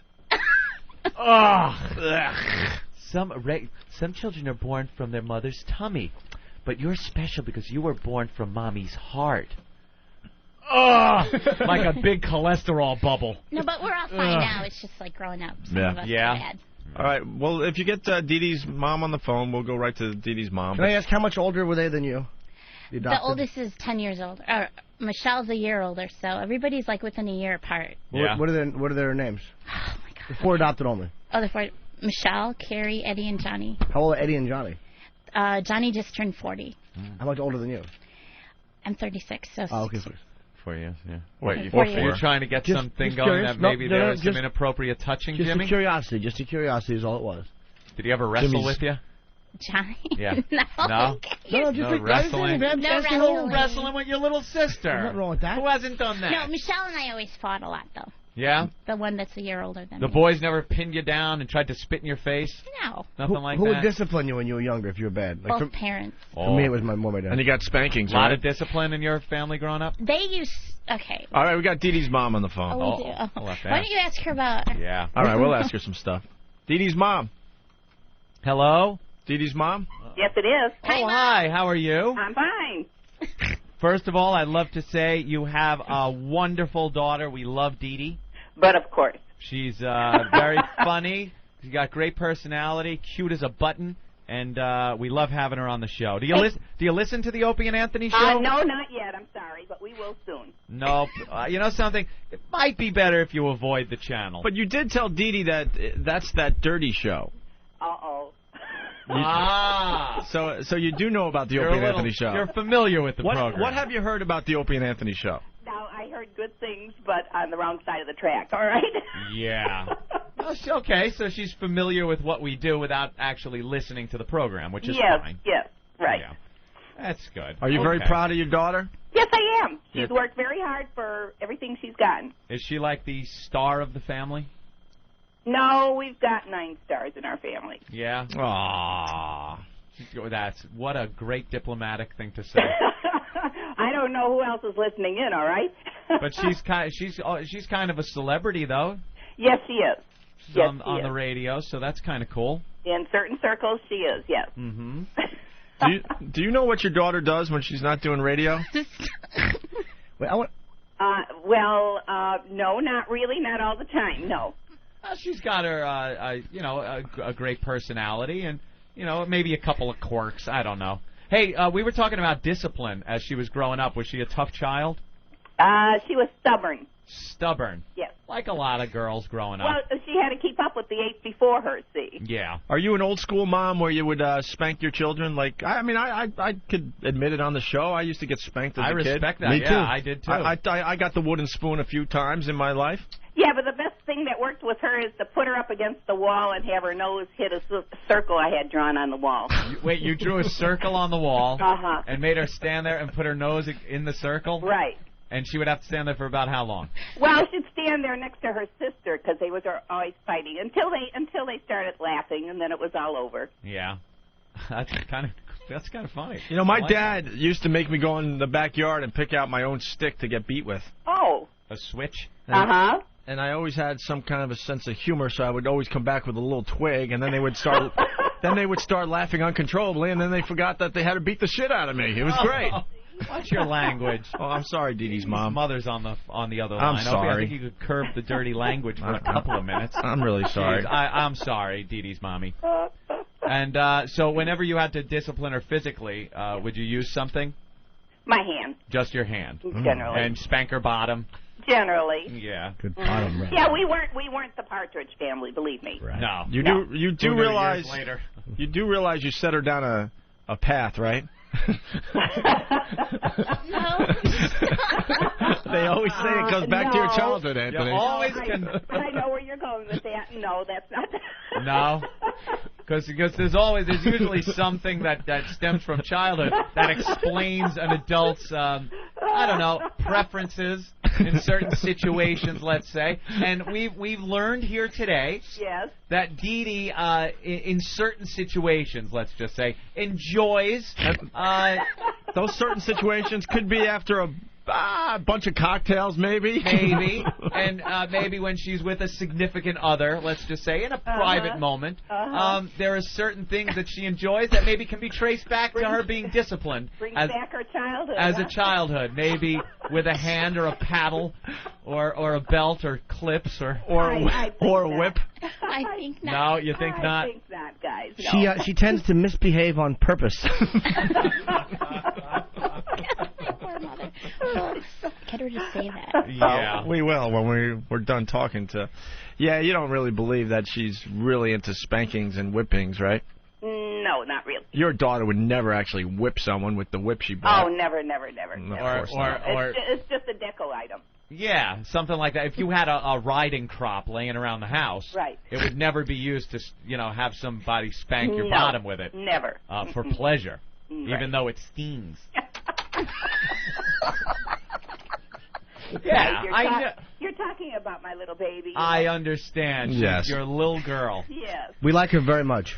I'm glad you do. We do too. Does anyone else in the family have a voice like hers? Oh, I thought you meant a fetish like hers. Oh, no. Anybody else get Marquis de Sade for Christmas? No, she's the only one there. The only one with that little voice. And she always had that voice, even as a kid? Yes, she has the gift, yes. Yeah, never. Has her voice changed? Or was it like that when she was a kid and then it just stayed that way? Or was it even more cartoon-like as a child? Probably has matured with age. Yeah. So have some of her tastes in the bedroom. DeeDee, would you like to say something to your mom? Yes, Deanna, would you? No. Deanna. Nice. I'm just hanging here with the guys. Do you have, she's giving us a really dirty look. She just gave you the Bruno Tattaglia look. I saw that. DeeDee's mom, do you have XM Satellite Radio? No, not yet. Oh. Well, you know what? You can listen to the program online, and you know what? Right after the show, it repeats. And, yeah. And DeeDee did such a great job on our program today. I think you really need to listen to the replay today. She was reading the news. Yeah. Yes. And getting spanked while she was doing it. Oh, goodness, that was interesting, huh? Yeah, it really was. When one is naughty, one must be disciplined, even in the middle of the newscast. Deanna, DeeDee, what do you have to say for yourself? Yeah, DeeDee. Yeah, DeeDee. I was just going along with what they wanted me to do. Just going along? We told you not to be a follower, be a leader. You weren't raised that way. They should follow you. She is a leader, too, trust me. Yeah, she can lead or follow. It's called a switch. Followers end up in Joliet. No. That's right. Getting spanked by other bigger men. Now, I think you know that DeeDee is a very, very, she's a pretty assertive person, and she's not much of a follower. She pretty much does what she wants to do. Yeah, she's quite a leader. I think she likes having the crop in her hand sometimes. Yeah. She likes to grab the bull by the clamps. Uh-oh. But she's not into CBT. No, she doesn't like the CBT. Which I will not tell you what that is. No GSBS, but I mean, she's definitely no CBT. She's actually a very nice girl. But she does enjoy the clamps on certain areas. Yeah. That's my mother. Would you like to tell your mom, or do we have to? No. I really don't want to tell your mom that you're into nipple it's flies. radio. That would This is really how it be goes bad. sometimes. Yeah. Mom, did you ever search through her room or anything? Did you ever find anything that you went, oh, brother? No. Maybe once DeeDee's making a face like, I think so. I never found anything. Never found anything? Your mom's a snooper. She knew stuff was around. Did you keep a diary, DeeDee? No. No? I'm not into that. Not into diaries or anything like that? No photographs around that might have been incriminating that mom could have seen. Any No. books? No, she knew how to hide things pretty Books good. or I had 8 magazines? people in front of me. I learned all the tricks. Yeah, you learned all the tricks. Very good. Hey, Mom, do you have a little kink to you? Oh, it's my mother. B? You were the one who said that everyone has a kink. I'm just trying out your philosophy. No kinks. I have a TV personality, a family I really appreciate. Ah, see? The King of the Hill. Do you ever watch it? Uh-huh. Oh, yeah. Okay, that's my role model right now. That family. That family? Wow. They're the average American family. That is pretty screwy. And it's interesting you picked a cartoon, having a daughter that sounds like a cartoon character. I thought you would pick The Simpsons. She sounds like Lisa Simpson. No. She's And why isn't she on the Cartoon Network? I don't know. You really should send a tape into the Cartoon Network. Why's my daughter being spanked? DeeDee, why don't you just admit it to your mom? Then you'll have an open relationship with her. Okay, Deanna, what do you have to say for yourself? Just admit it. She said my real name. Deanna. DeeDee. Just admit it. Your mom wants to know. Be free and open. I have nothing to admit. My mom. You know her safe word is green? That she You know knows what- that's my favorite color. You know what a safe word is, Mom? Uh-uh.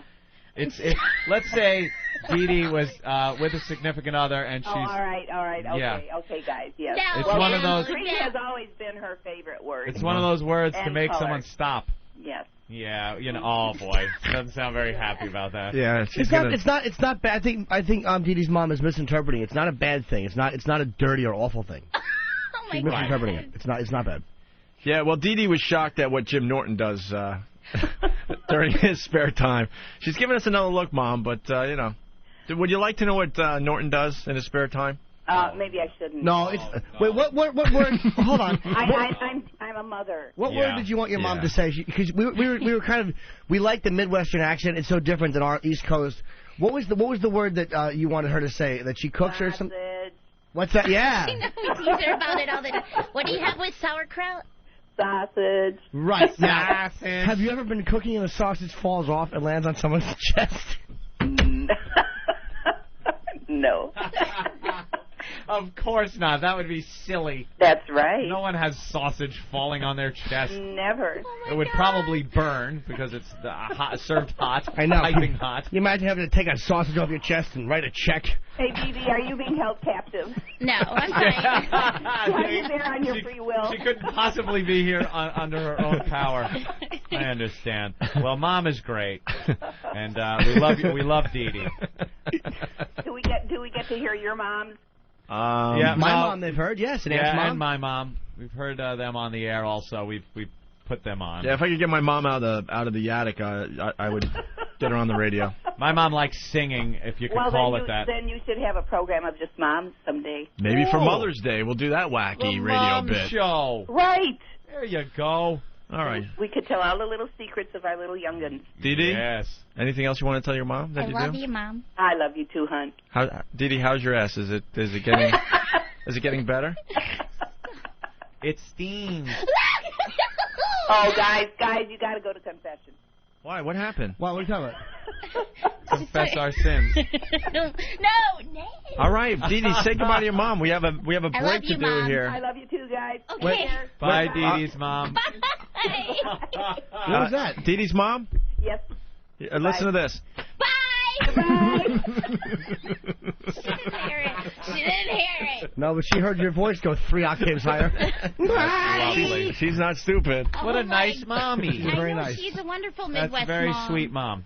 Mm-hmm. All right. Very accepting of new ideas Oh, and new things and discovering things every day about her children. She has 8 phone calls to make right now. They don't have a computer, so I'm safe. You're safe, yeah. I'm safe. Nothing online going on over there, right? Hey, Anthony, what's going on with the scratch tickets in New York? Should we take a break then? Yeah, you want a break? All right, why don't we take a break? We do have a few more news stories to get to. We got to We'll talk about that, but I audio. think The our own paddle Eric. Brian. No, I think Eric is going to be entitled to some cash because he had a winning ticket also. Oh, that's right. And I hear there's a settlement in the offering, and we'll see how much money Eric's going to have. He might just leave the show. He had, what, a $100,000 winner? Yeah. He could leave the show with this settlement. Well, it's the scratch ticket update that's a huge controversy back in New York. Also, we want to talk about the guy on that flight. We didn't get to that story yesterday. And then Pat O'Brien, right? Yeah, Pat O'Brien audio. And DeeDee, can you do another newscast for us? I'm not going to get spanked. No, you don't have to. No, You can do it were great. regular. This isn't a show where we run things into the ground, trust me. Really? We know when to stop things at 11 o'clock. Yeah, exactly. Can you do a better newscast, though? Get maybe some other stories, entertainment news, maybe some a Jacko update? Sure, Jacko update. All right, as soon as your news is ready, we'll go to you, okay? Okay. All right, but first, it's a little break. What is this? All right, what's the problem? Oh, boy. What's the problem? What's the problem? The Emperor is not happy with his coffee. Oh, no. Are we going to have to break into... Jim Norton. Coffee Diva. Coffee Diva. Look at that cup. What brand is on that cup? I don't know. It doesn't taste good. I don't like it. Where do we get our coffee every day? I like Starbucks. And I don't like supporting the savages that run most of these delis. You're insane. Yep. You betcha. You might be right. Yeah. What is this? Hey, want to taste this? Wow, that's really nice. Throw it against the wall. I'm not I'm a diva. I want Starbucks coffee. You betcha. Jim Norton. Coffee Diva. Coffee Diva. I know Starbucks is a big world order type of thing. At least they're not funding terrorism. What makes bad kids bad? What makes them do the things they do? Here it comes. Live. That's right. From Craigtown, USA. It's a joke. Deep in the heart of Washington, D.C. It's the Opie and Anthony Show. Both drive safely. Unquote. Isn't that lovely? Let's make a party out of it. The Opie and Anthony Show.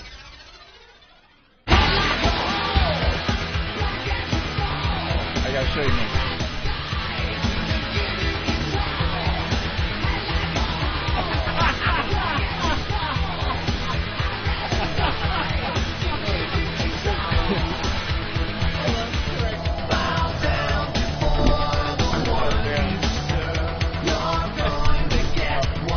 All right.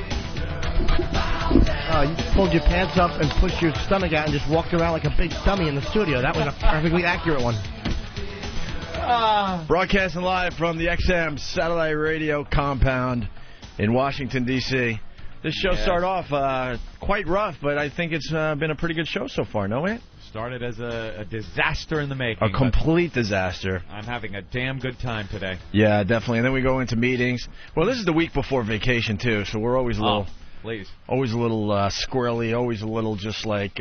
just can't wait to get out of here for a week or two and recharge the batteries. Ben told me it was nothing but a tech meeting today. No no promotions, crap, or this, that. This is all about what are the problems in New York. We're going to sit with the guys, write it all down on the window, and whatever problem you have technically, think of them now. Well, the other thing we have to do, right after the show, we have to intro all the worst of bits. Oh, we're doing that too? Yeah, we're doing something a little different because we have, the faithful listeners, they listen to every second of everything we do, so we're going to try to give them some new material, so we're introing a lot of the bits you're going to be hearing when we're away. This is like the extras on a DVD. Yeah, we're trying. Isn't it?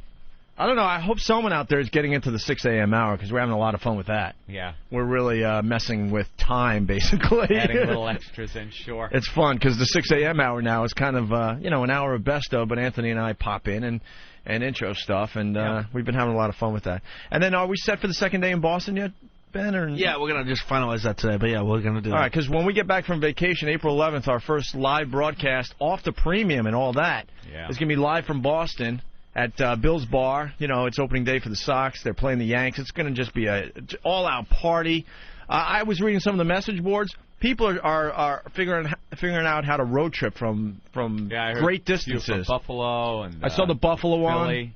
Yeah. Philly, they're getting they're getting carpools together to meet us at Bill's Bar, which is on Lansdowne Street behind the Green Monster, and the broadcast is going to be from 10 a.m. to 2 p.m. East Coast time. Right, and then we go to watch the game, and then watch the Red Sox beat the Yankees, and then so we'll stay in Boston. We'll do another broadcast the next night. It's a new season, my friend. Yeah. And then, that's where it's going to get confusing, but it'll be on the websites, and we'll be running promos. The second day, we'll go back to mornings. It'll be kind of like a hangover show with coffee, donuts for all our listeners. It'll be fun. Sick of you of all the Red Sox stuff that's out now. They got this guy. Stephen King writes his book. There's all kinds of books, and now this goddamn movie that's out with Jimmy Fallon and Drew Barrymore. Oh, what's it about? A cop and a cab driver? No, this is about a Red Sox fan whose name is Ben, by the way. Is it? He plays a guy named Ben. There's probably going to be great clips we could get for that to play on the show. Guy's Ben, and he's just a hardcore Red Sox fan. It's Jimmy Fallon. And, of course, he falls in love with Drew Barrymore. And the conflict between his love for the Sox and the love for Drew. That's the movie. And we're going to be in Boston for the premiere of that movie. Yeah, that premiere's going on while we're up there, too. And we're going to have Lenny Clark on, most likely, who's in the movie. Yeah, they're all those guys. It's all those. Yeah, they're all of the. Is LB in it? Probably. LB's probably in it, too. Who's best scene ever with Lyndon Byers from the Bees.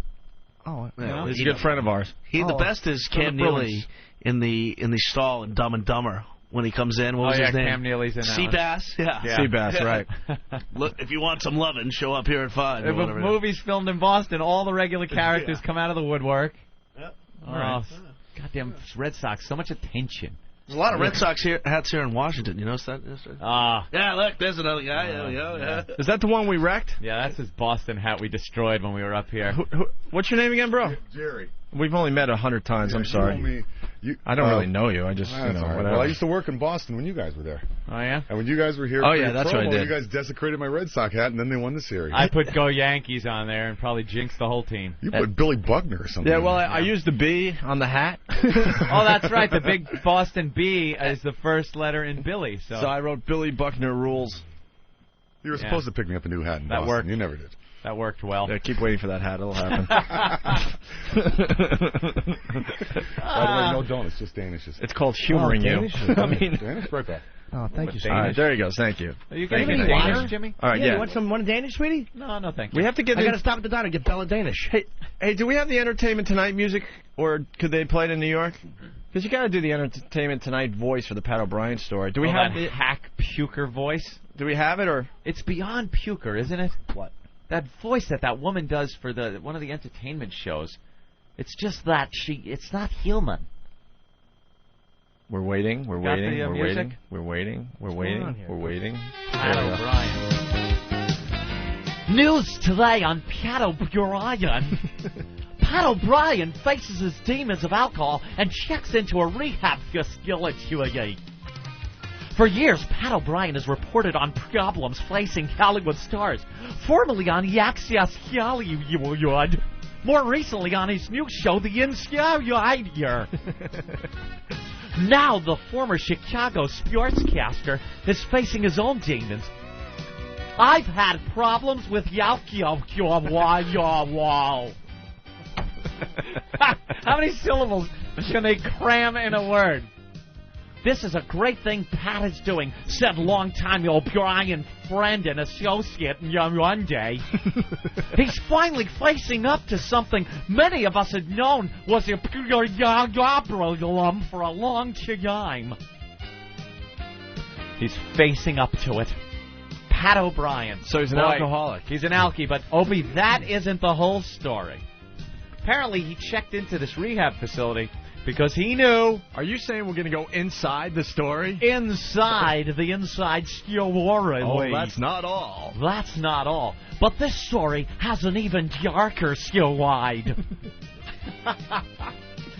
It seems Pat's a yucking pervert. This guy gets all tanked up and makes phone calls. And, oops, one of them gets taped. And now Pat O'Brien's married, right? I guess so. Pat O'Brien married, and he was getting drunk, calling this woman and trying to work out a threesome with him, his wife, and this woman. Is this 1998? No, it's not 1998. Oh, okay. I just got a little confused. Pat O'Brien. It's now. Pat O'Brien. I'm sorry. It's now. Yes, I'm really sorry. I seem to remember something very similar, but maybe I'm having just that deja vu weird thing that happens to you. Never checked into rehab. Jesus. 1998, huh? I mean, 2005. 2005. All right, I'm a little confused. 2005. Oh, yeah, it says right on USA Today, March 22nd, 2005. Right, okay. We'll read the court documents of Anthony, who settled the case right when this testimony made its scene in court. Oh, got a Post and Daily News reporter sitting in the courtroom. Anthony, is it true that you try to invite other women into your... Settle! I'll settle. Give her whatever she wants. The reporters, you can leave now. Oh, you're trying to live like a rock star. Look what happens. You're such a hero to a lot of people out there. You know that, right? A hero. Were there whips involved? No whips. I don't need to know, Anthony. That's your private life. It's a long time ago, Opie. It's many, many moons ago. That's right. I got the DeeDee snort today. Hey, look at this. I'm better than Pat. Pat couldn't close the deal. All right. He faces his demons of alcohol, checks into rehab, and once you check into rehab, everything's fine. Yeah, that's the thing you do in Hollywood. You could do the most outrageous crap, but you just blame it on the alcohol and the drugs. You go into rehab, and everyone's like, ah! Yeah. Wow, that is weird when that door slams. I know. It sucks like a lot of the thing out.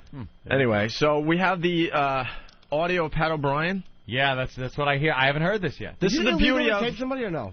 I don't know. Hey, you know something? It would probably be illegal for us to tape somebody on the phone because of some FCC rules. But for some reason, when these tapes get out, you play them anywhere. I don't know. Yeah. What's the rule? Who cares? This is the beauty of satellite radio. No one else is going to give you the unedited version, right? Unedited. I hear it's some racy talk from Pat O'Brien. I like to call it saucy. Saucy? Wow. It's saucy I like stuff. racy, but saucy... Racy is dirty. Saucy is sexy. Racy involves a black woman. Yeah? I don't know. Saucy. I tried it out. No, nothing. Nothing. This is risque. Risque is good, too. Boring. Saucy. I like saucy talk. You take your wine, a little sugar, put in your meat. Oh, you may have to talk dirty to 100 guys one day. Oh, no, the showstopper's going to talk again.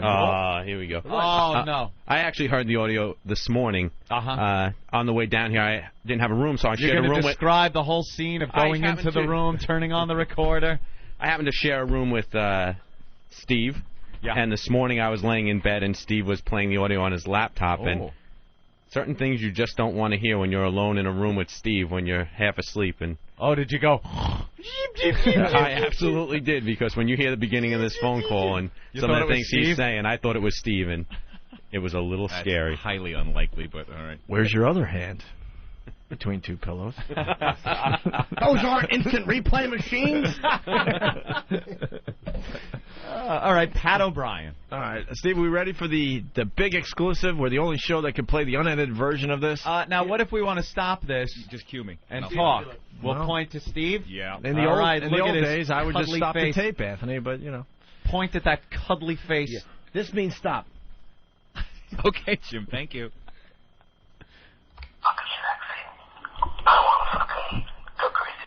All right. What are you doing, Steve? Oh, you dicks. He's just going to screw with him. You didn't fall for that, did you? Well, yeah. You just both did the big stupid stop. But there's obviously 5 feet behind you. Yeah, I don't want it to stop like that. Wow. Yeah, rewind that, Steve. God, that was too easy. And get the Pat O'Brien clip, not the Joaquin Phoenix clip from The Village. You guys suck. All right. It's so far behind you. How are you going to stop it? With my hand. Can I interrupt really fast? Because there's someone on the... can I go to the phones? Yeah. Oh, we could try that. Ooh. Because this is a very good observation. Adam in D.C., what's up? Hey, Jimmy. Hello?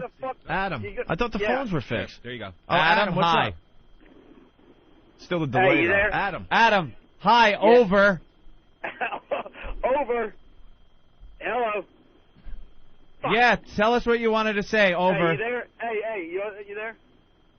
Yeah. Is Fat Jimmy going to eat the whole fucking show today or what? I'm not eating it all, stupid. You're going to eat the whole fucking show. You've been eating every time you open that fat mouth of yours, you fucking got food in it. Every time Jimmy's been talking today, it's been... Wah, wah, wah, wah, wah. I was going to let that... You got a fucking mule in your mouth when you're talking, you faggot. I did eat a little bit on the show today. I was going to let it go. When this stuff pops up on the phone screens, I usually look around because this one says, does Jim stop beating ever? And I was going to let it go, but I turned to Jim and I see a big, huge Danish ready to go. Danish full of all frosting, icing on top of it. But it's a Danish from upstairs, which has probably been here for a week, so I took one bite out of it. I'm done. But he's right. I have to admit, every time I opened my mouth today, there was something shoveled into it. Yes. Just to cover up the anticlimax of my life after God left the studio yesterday at 11 o'clock. All right, well, why don't we go to the tape? So this is Pat O'Brien making a drunken phone call to a girl that he's trying to get in bed with his either girlfriend or his wife. I don't know if he's really married or whatever. So let's hear.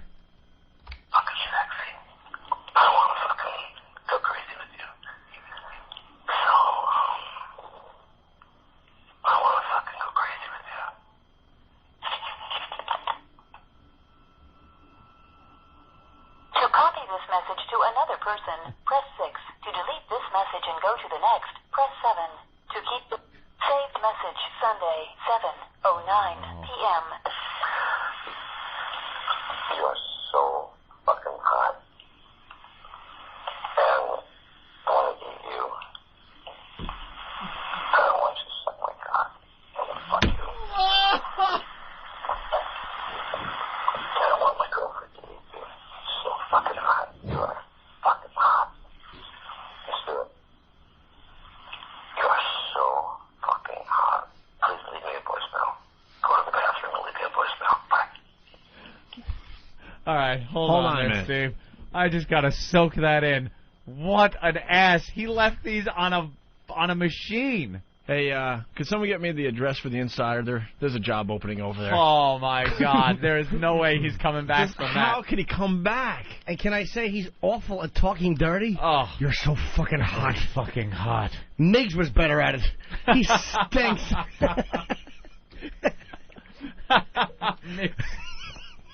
I can smell your liquor breath.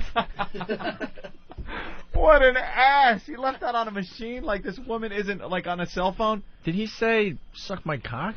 Oh, yeah. He Oh, said he my wanted God. to eat her and wanted her to suck his cock. And then he said, go do the traffic. Oh my God! Is there more? That's hard to come back Yeah, there's from. another 4 minutes of this. Oh my God! wow. I'm hanging. Let's This go. guy's great. Someone says it sounds like Florentine. Yeah, special. Saved message, Sunday, 7:48 p.m. I'm just so fucking into you. But Betsy's so jealous. But it's fucking ham sex. And I want to lick your pussy and suck your tits. But you have to be into Betsy. I told Betsy that you're into her. And if you get this message, just look at me and say yes. But I want to fucking lick your pussy and make you come so much. And get crazy. I don't know why I'm like this. But I want you badly. I know you want me.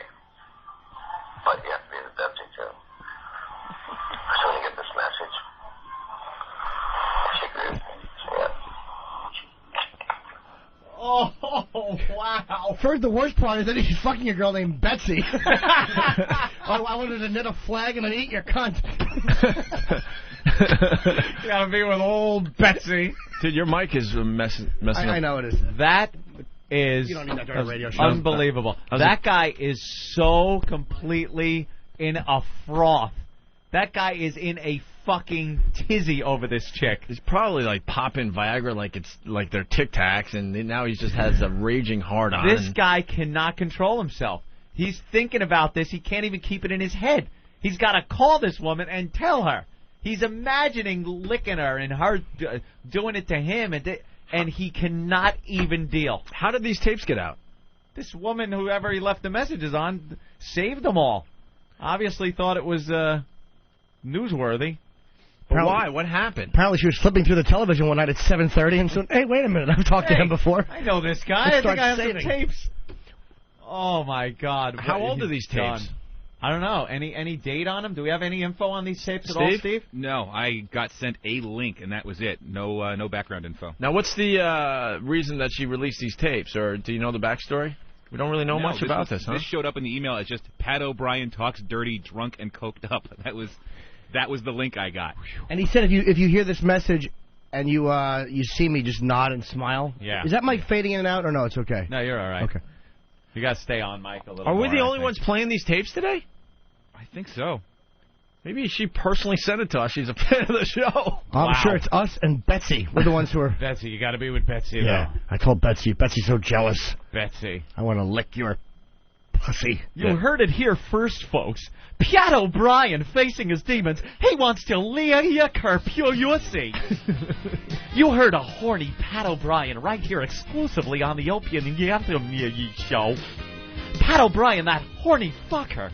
He just wants to lick her pussy. He can't even take it. And then we also heard him say he wants her to suck his kyoyak. He wants to make her cum over and over again as he licks her pussy. He wants to lick her tits. Pat O'Brien, horny old bastard. Can he get Betsy in on the whole situation? We'll find out later in the broadcast. On Inside Edition, he wants to stick his tongue inside her pussy. We got more, Steve? Will Betsy say yes? Yeah, well, let's see what happens. Maybe it's a whole... maybe there's a conclusion to this. Here we go. To copy, saved message Sunday, 7:51 p.m. So fucking hot. Just look at if you agree with anything I've said, just say yes to me. Or wink. I want to fucking go crazy with you. Drive you nuts.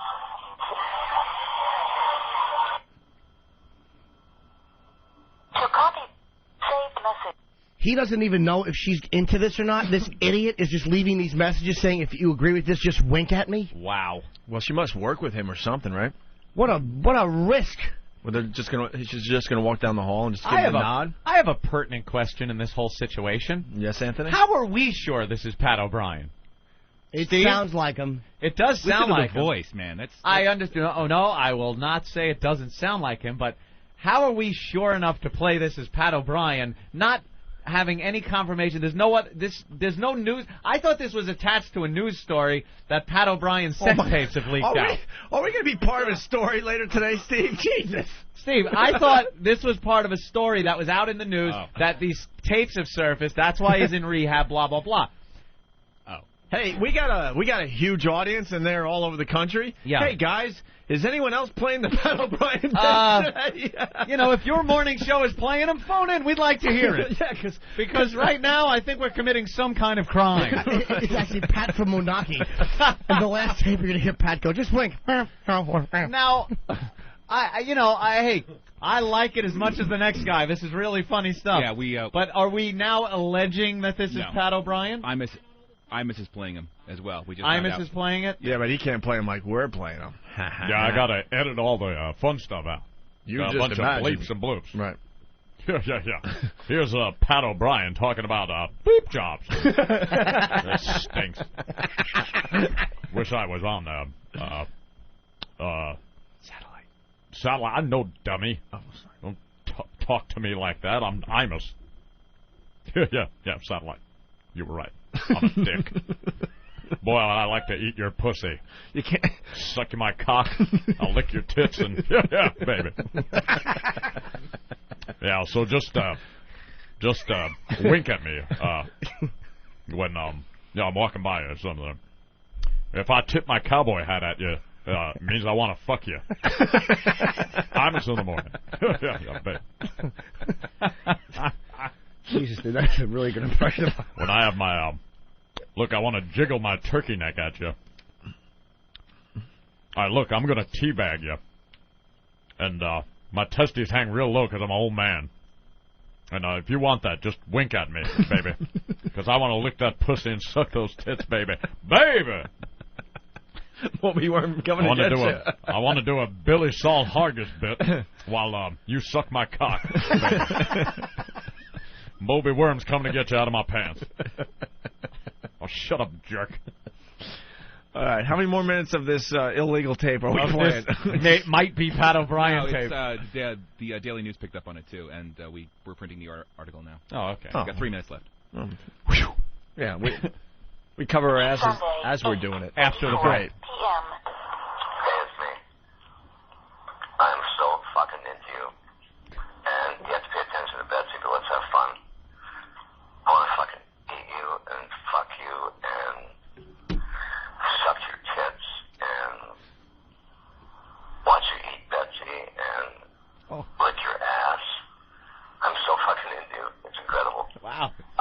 Slick. check this message, and then just say to me, yes, and kids can watch us. Let's just fucking have fun. You're so fucking hot. And I don't do this for a living. It's like new to me. But I want to fucking make you crazy.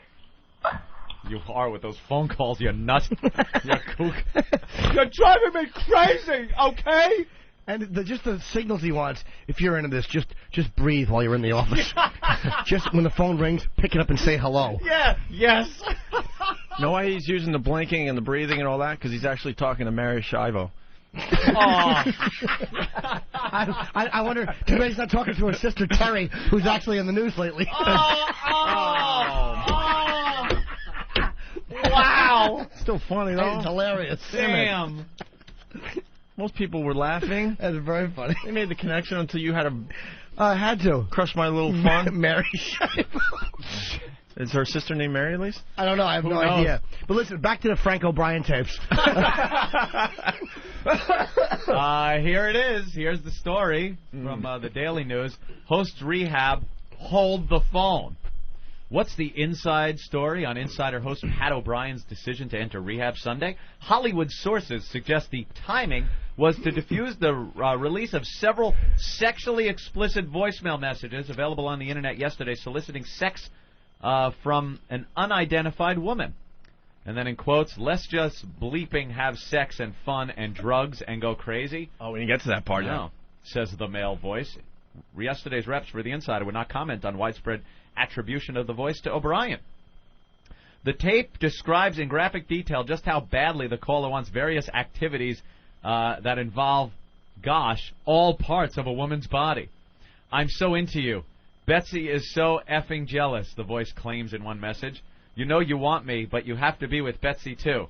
The Insider host has one child with his wife, Linda. Who's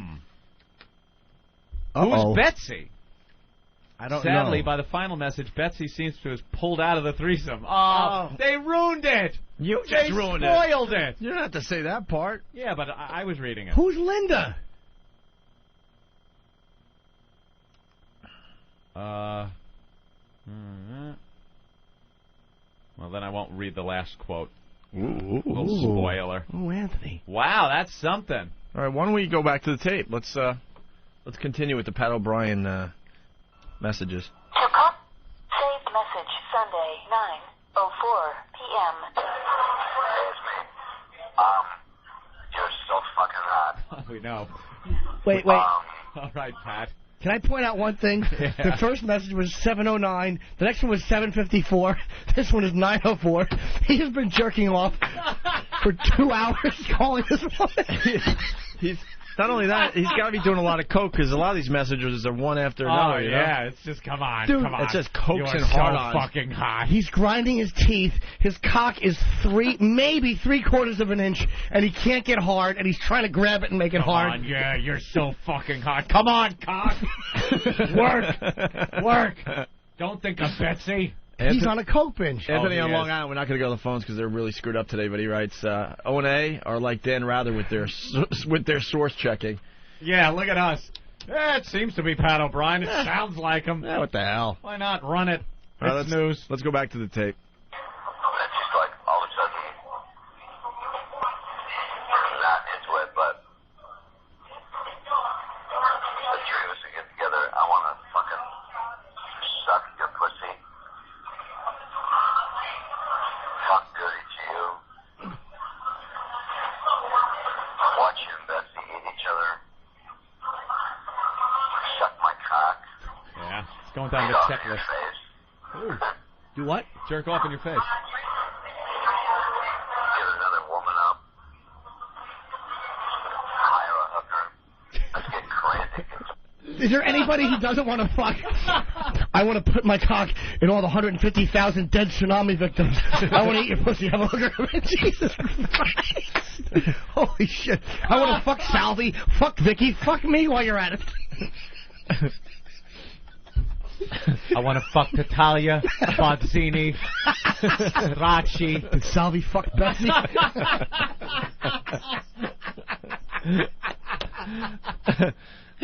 I said Pat O'Brien's cock. It was bigger than yours. Today I settle all of my cock's business. He was banging trucks and waitresses 2 at a time. He was the greatest piece of ass I ever had, and I've had them all over the world. Oh, Betsy Lynn, the Pat, the message.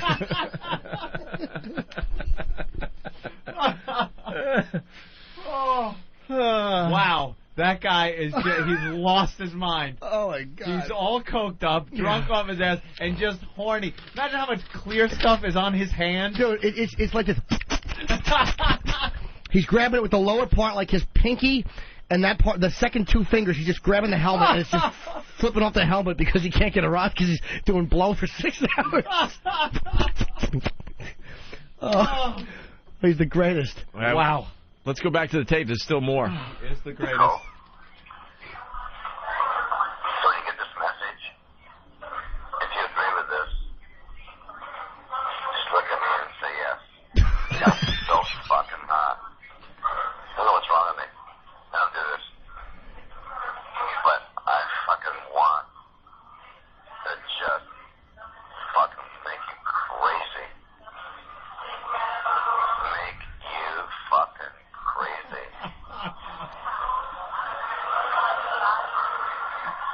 I've convinced Betsy that you're into her. I don't want you guys to make out. So you get this message. If you agree with me. I don't know why my phone doesn't take messages, by the way. We can have any of these fucking hookers do. Let's just fucking have sex and fun, drugs, fucking eat. Go crazy. Bye. Kill people. Let's just murder people. Let's drive drunk. Yeah, let's put on trench coats and walk into a high school. Jesus Christ. And fuck the dead bodies. Oh, God, would I like to chop your head off and skull fuck you. Oh, I just want to put white powder in an envelope and dump it in your face and fuck you while Betsy eats a hooker's ass. If you agree with this, when I see you, walk by me in the hallway. Don't punch me in the face. Pat O'Brien stinks. He's the worst. Clark from whackbag.com, he writes on the instant feedback, she's going to call back after he blows his wad. What a douche. I want to fuck your ankle. I want to suck your 5th vertebrae. That's great. I want to put Valium up your ass and have Betsy suck him out and then blow me and stick him in the tip of my dick. If you agree with this, when I ask you what time is it, look at your watch. He really is awful, isn't he? He's a redundant ass. God almighty. You know, this is a little obscure, but I'm going to go with it anyway. Sandra Bernhard and King of Comedy. Oh, I know. When, when Langford, Jerry Langford was tied up, and she's like, let's go, let's just get crazy. Let's get crazy. Yeah. You drive me crazy, Jerry. Oh, yeah, that's what it's like. Let's just get crazy. Let's get nuts. It has that Let's same get insane. It has that same. Let's herky jerk. I want to herky jerk with you and muss my hair up. Do you want to kiss Betsy on the mouth? God, why didn't we play this at 7 instead of bitch about the equipment? Oh, this is fantastic. This is 3 hours of radio, not 10 minutes. I heard he got all pissed off and called her back after these tapes got out. And a man in my position can't afford to be made to look ridiculous. God damn. That is great. Oh, how embarrassing. How completely embarrassing. Oh, my God. How do you get around this? Even rehab.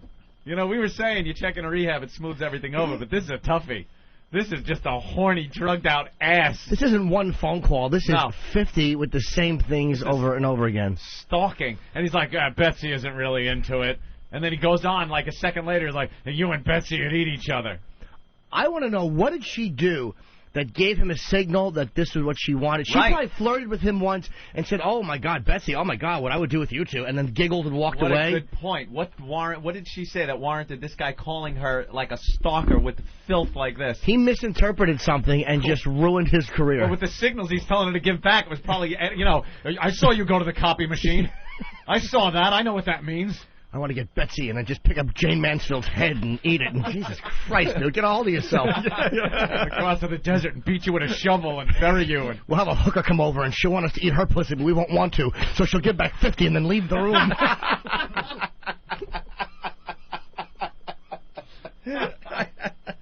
Horrible. Should we go back to the tape? Oh, you betcha. You know how it's going to start. Let's hear the next message. You're so fucking hot. I want to fuck you. There's only like 14 seconds left, but there we Lick go. you. Oh, we're down to the last 14? Yeah, I think we're almost done with it, but here's the last bit. All right. Look at me and wink or yes or something. And kids can watch that sexting experience. Aw. That's it, huh? That's it, huh? Did he say kids can watch? What? He didn't say that. Bring the kids in on it, too. I don't care. Right. I want Adam Walsh's head in my lap while you suck my cock. Wow. That's gold. Oh. And that's never going away. Steve, rewind that. We're going to play it again before we get out of here in 15 minutes. We got to play it. We have to play more of that. Because now it's just funny every time he says, "You're so fucking hot." This chick must be an intern on her first day. Yeah, this girl, like, what could she possibly do that would make you call it? I want to rub your pussy with a loofah sponge. I have a big cock. I want you to suck it. No spin here. At least O'Reilly was smart enough just to text message it. Fucking dummy Pat. All right, let's. We're gonna take a quick break. We're gonna get DeeDee in to do the news again. Cool. And we're just going to play this tape from the beginning again. Of course we are. We have to. It's too good. It's too good. I've been gangbanging, killing, stealing, robbing motherfuckers, selling crack, got my holes in the back. I don't give a fuck about nobody in this motherfucker. Let me show your ass something.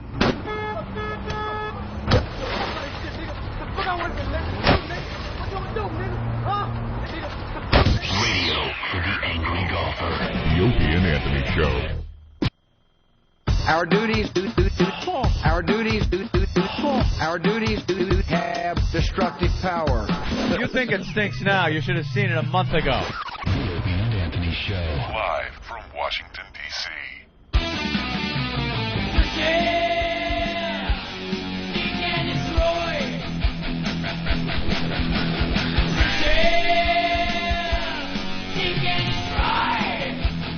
I don't know. He went to the bathroom.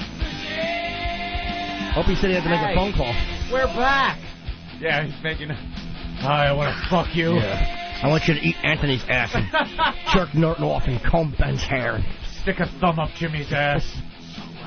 Oh, his headphones? Opie's Ben's headphones. sitting in Opie's chair, and his headphones are so loud. He's going to go deaf. He's absolutely going to go deaf. Can't even put them on. They're that loud. Really? Yeah.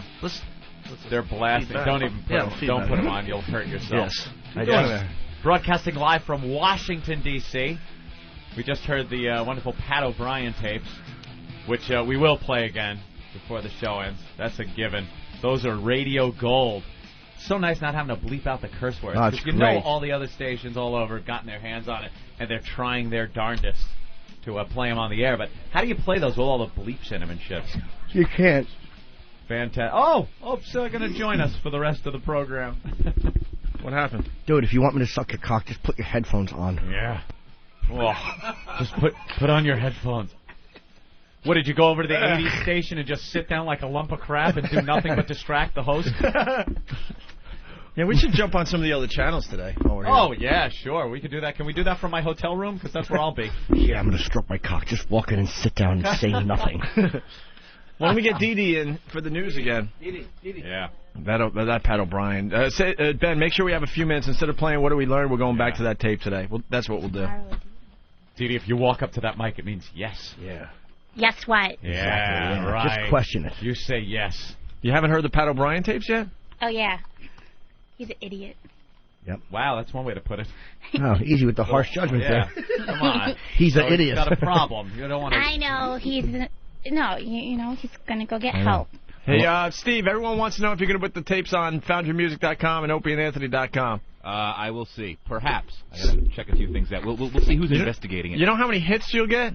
It already gets a lot of hits. Well, you can. By the way, those tapes are already up at the calendar section of eatabullet.com. You can go there, and who cares about Fort Lauderdale this week or Boston at the end of April? You can. What? I can't turn down his mic. Nothing. No. We have to just.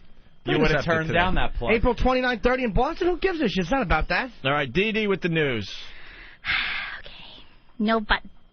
No, What? You're sitting down. We're not going to touch your butt. Okay. We're not going to violate your butt this time around. You got a rod. Sorry. Yeah, I DeeDee. got a rod. Okay, I'm not a hooker, sorry. You're a nice girl. DeeDee, did you have fun today on the show? Yeah, you guys, you know what? I was a part of a show before. You guys rock. Yeah, we know that. But, I mean, did you have fun? Yeah, I'm a sport. I'm a What are you team going to bring player. into the show tomorrow? Better news, because obviously, see, there's nothing different going on. Nothing different? No. I thought we asked you for a Michael okay, Jackson Michael update. Jackson. There is something. Michael Jackson. But they won't say who the comedian is, but a comedian is expected to be the first person on the stand. I'm not used to that noise. Today in the Michael Jackson's child molestation trial. It's a female comedian, so who do you think it is, Norton? I don't know, but I can tell you this: she's awful. Okay. Funny hack. Well, she tried to help Jackson's accuser as he battled cancer, and yesterday Jackson said, you know, he was in a lot of pain, and that's why he was a little late. She isn't engaged to a Rich Voss, is she? I don't know. It doesn't say. It won't say who it is. It's just a female comedian. How can I Will capitalize be the first on there this? on the stand. Paula Poundstone. No, Oh. that would be a really Oh, bad that would be witness. bad. Touching other girls. Yeah. Yeah. Wow. And the same stuff about Terry Schiavo. You want me to read it again? Or Mary. Mary Schiavo? Terry. I know. Terry it's Terry. Schiavo. Yeah. Terry, Mary. It's Terry Schiavo. I had two lines today. One killed, and the other one would have if I had the right name. Schiavo. It's just they're waiting just to hear for a full appeal that will happen. Will come later today. So, and I still think it's wrong. Well, they got to figure it out, man. She's starving to death right now. Yeah. That'll take a while for her to wither away to nothing. They'll plug the tool back in. They said that you don't suffer it when you're in that condition, though. Oh, really? Yeah. Is that what they say? You don't actually starve to death. And how do they know? Who knows? I don't know. What do you guys think? I think She'll if that's what smile she right to the wanted- bitter end. I've heard about, yeah, if you want me to suck your cock, if you want to suck my cock, just look at me stupidly and kind of half smile. Yeah. Don't do anything. wrong. Don't do anything. Yeah, just lay there. I think Bill Hicks had the right idea. Put her in the movies. Yeah. Put her in the movies. Put her in the movies? Yeah, like as a stunt double or something. Living stunt people. Living stunt double. Makes the stunt look really authentic, and they don't care. I'm still trying to find the bit by Bill Hicks. It's brilliant, though. Instead of letting your grandma like wither away in the hospital, you put Blaze them of in glory. you put them in an action movie. No? No. Anyone? No? Why do... What are you writing? Okay, he's writing something distracted me. And then, of course, Demi and Ashton. They want a baby. Right. They want a baby. They want a baby. Is she pregnant? She's not saying. She won't say yes. She won't say no. She's playing us right now. I think she probably is. Yeah. Really? I want to fuck her. DeeDee, could you say something? Just say that. Just say that. Okay, O&A Party Rock. No, you have to say it like you mean it. Like you're yelling at a party. O&A Party Rock! Well, how do you want me to say it? Because More? eventually we're going to have an O&A Party rock sweeper. With all the fun voices on this show. We don't have an example of what it should sound like for her to listen to, and then to You got to be really drunk first. And what did you say? What did you say? It would be nice if she had an example of somebody saying that in the way it should be said. O&A Party Rock! O&A Party Rock! Fucking, what's his name? Okay. O&A Party Rock. Wow, you really dumbed it down. What happened I was there? trying to be like him. All right, you're on stage. You're on stage. Close your eyes. You got the microphone. You have to scream over 1,000 crazy O&A fans. How would it sound? O&A Party Rock! Fucking A! Adding in the fucking A. I like the improv. Sure, why not? Yeah. All right. Every good actor is an improv. That's all the news you got? Yeah, there's not much. See? All right, why don't you sit in as we go back to the Pat O'Brien tape? Okay. And we want to get your comments. All right, here we go.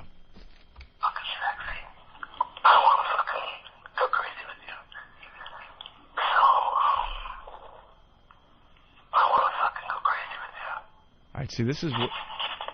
I got to figure it out. This is before the coke and everything else took effect, in my opinion. First call? Yeah, so he's all like a little nervous, like, oh, God, I know I have to talk Go to her, crazy so- with you. Yeah, so I'll change my voice, speak lower.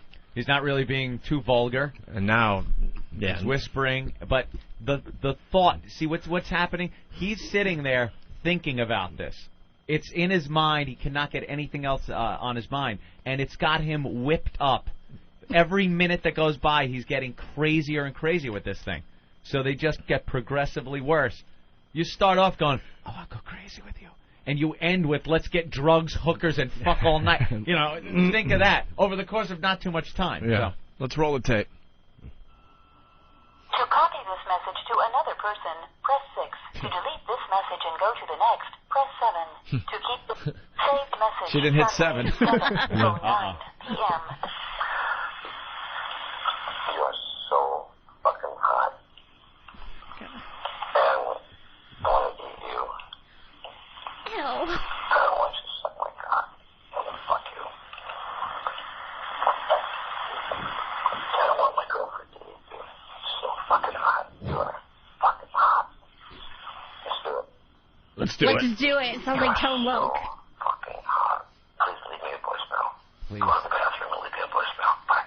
Go to the bathroom and leave me a voicemail? They work together. So they work together. They have to. She must be a young producer or something. Well, yeah, or she's married and home. And so apparently he's banging some girl around the office named Betty. Because this Betsy. chick... Betsy, yeah. So this girl around the office knows who Betsy is. Because he's talking about her pretty, she's familiar with her. So that's another girl that works around the office, I'm assuming. Wow. What do you think of that, DeeDee? He wants to eat her. What do you think? Yeah. He's got a problem. Yum, yum, eat 'em up. I just want to spank you and put nipple clamps on you and have you yell green. Read the news. Green. Read the news, you Ooh, bitch. Yeah. Improving. Yeah, you improv. I want you to improv. Yeah, take your pantsuit off. I want you to snort while I fucking ass. Yeah. Betsy comes over and whips you with a belt and we call your mom and she eats sausage and tinkles on Jim Norton. Oh my God, you're sick. If you're into this, talk like you just inhaled a bunch of helium. Yeah. If you want to suck my cock, report an accident in Minnesota. Oh my God. Oh God. Just keep playing the tape till the show ends. I don't care. Let's hear a little more. Let's hear a little more. To copy the saved message, course Sunday, it's saved. 7:48 p.m. I'm so fucking into you. Betsy's so jealous, but let's fucking have sex, and I want to lick your pussy and suck your tits. But you have to be into Betsy. I told Betsy that you're into her. And if you get this message, just look at me and say yes. I want to fucking lick your pussy and make you come so much. And get crazy. I don't know why I'm like this, but I want you badly. I know you want me. But you have to be the Betsy too. So when you get this message, if you agree with me, say yes. I'm so attracted to you. If you want to suck a cock, I want you to dye your hair blonde and put on a flame shirt. Yeah. If you're into this, stop the tape when I wave. Yeah. Well, let's just play the tape out and just let the show end that way, right? Yeah, we'll see DeeDee tomorrow, and Sure. we'll do another day in Washington. We'll meet some more characters down here at the XM compound, right? Play the Sure tape. thing. Yeah, More Pat O'Brien as we end the program. To copy saved message, Sunday, 7:51 p.m. This is so fucking hot. Just look at it. If you agree with anything I've said, just say yes to me. Or wink. I want to fucking go crazy with you. Drive you nuts. Just wink. He's throwing stuff in her eye. Saved message, Sunday, 8:34 p.m. Hey, it's me. I'm so fucking into you. And you have to pay attention to Betsy, but let's have fun. I want to fucking eat you and fuck you and suck your tits and watch you eat Betsy and lick your ass. I'm so fucking into you. It's incredible. Check this message and then just say to me, yes. And kids can watch us. Let's just fucking have fun. I'm so fucking into you. So fucking hot. And I don't do this for a living. It's like new to me. Yeah. You don't do anything for a living anymore. Make you crazy. With that, we'll see you guys tomorrow. Everybody go home.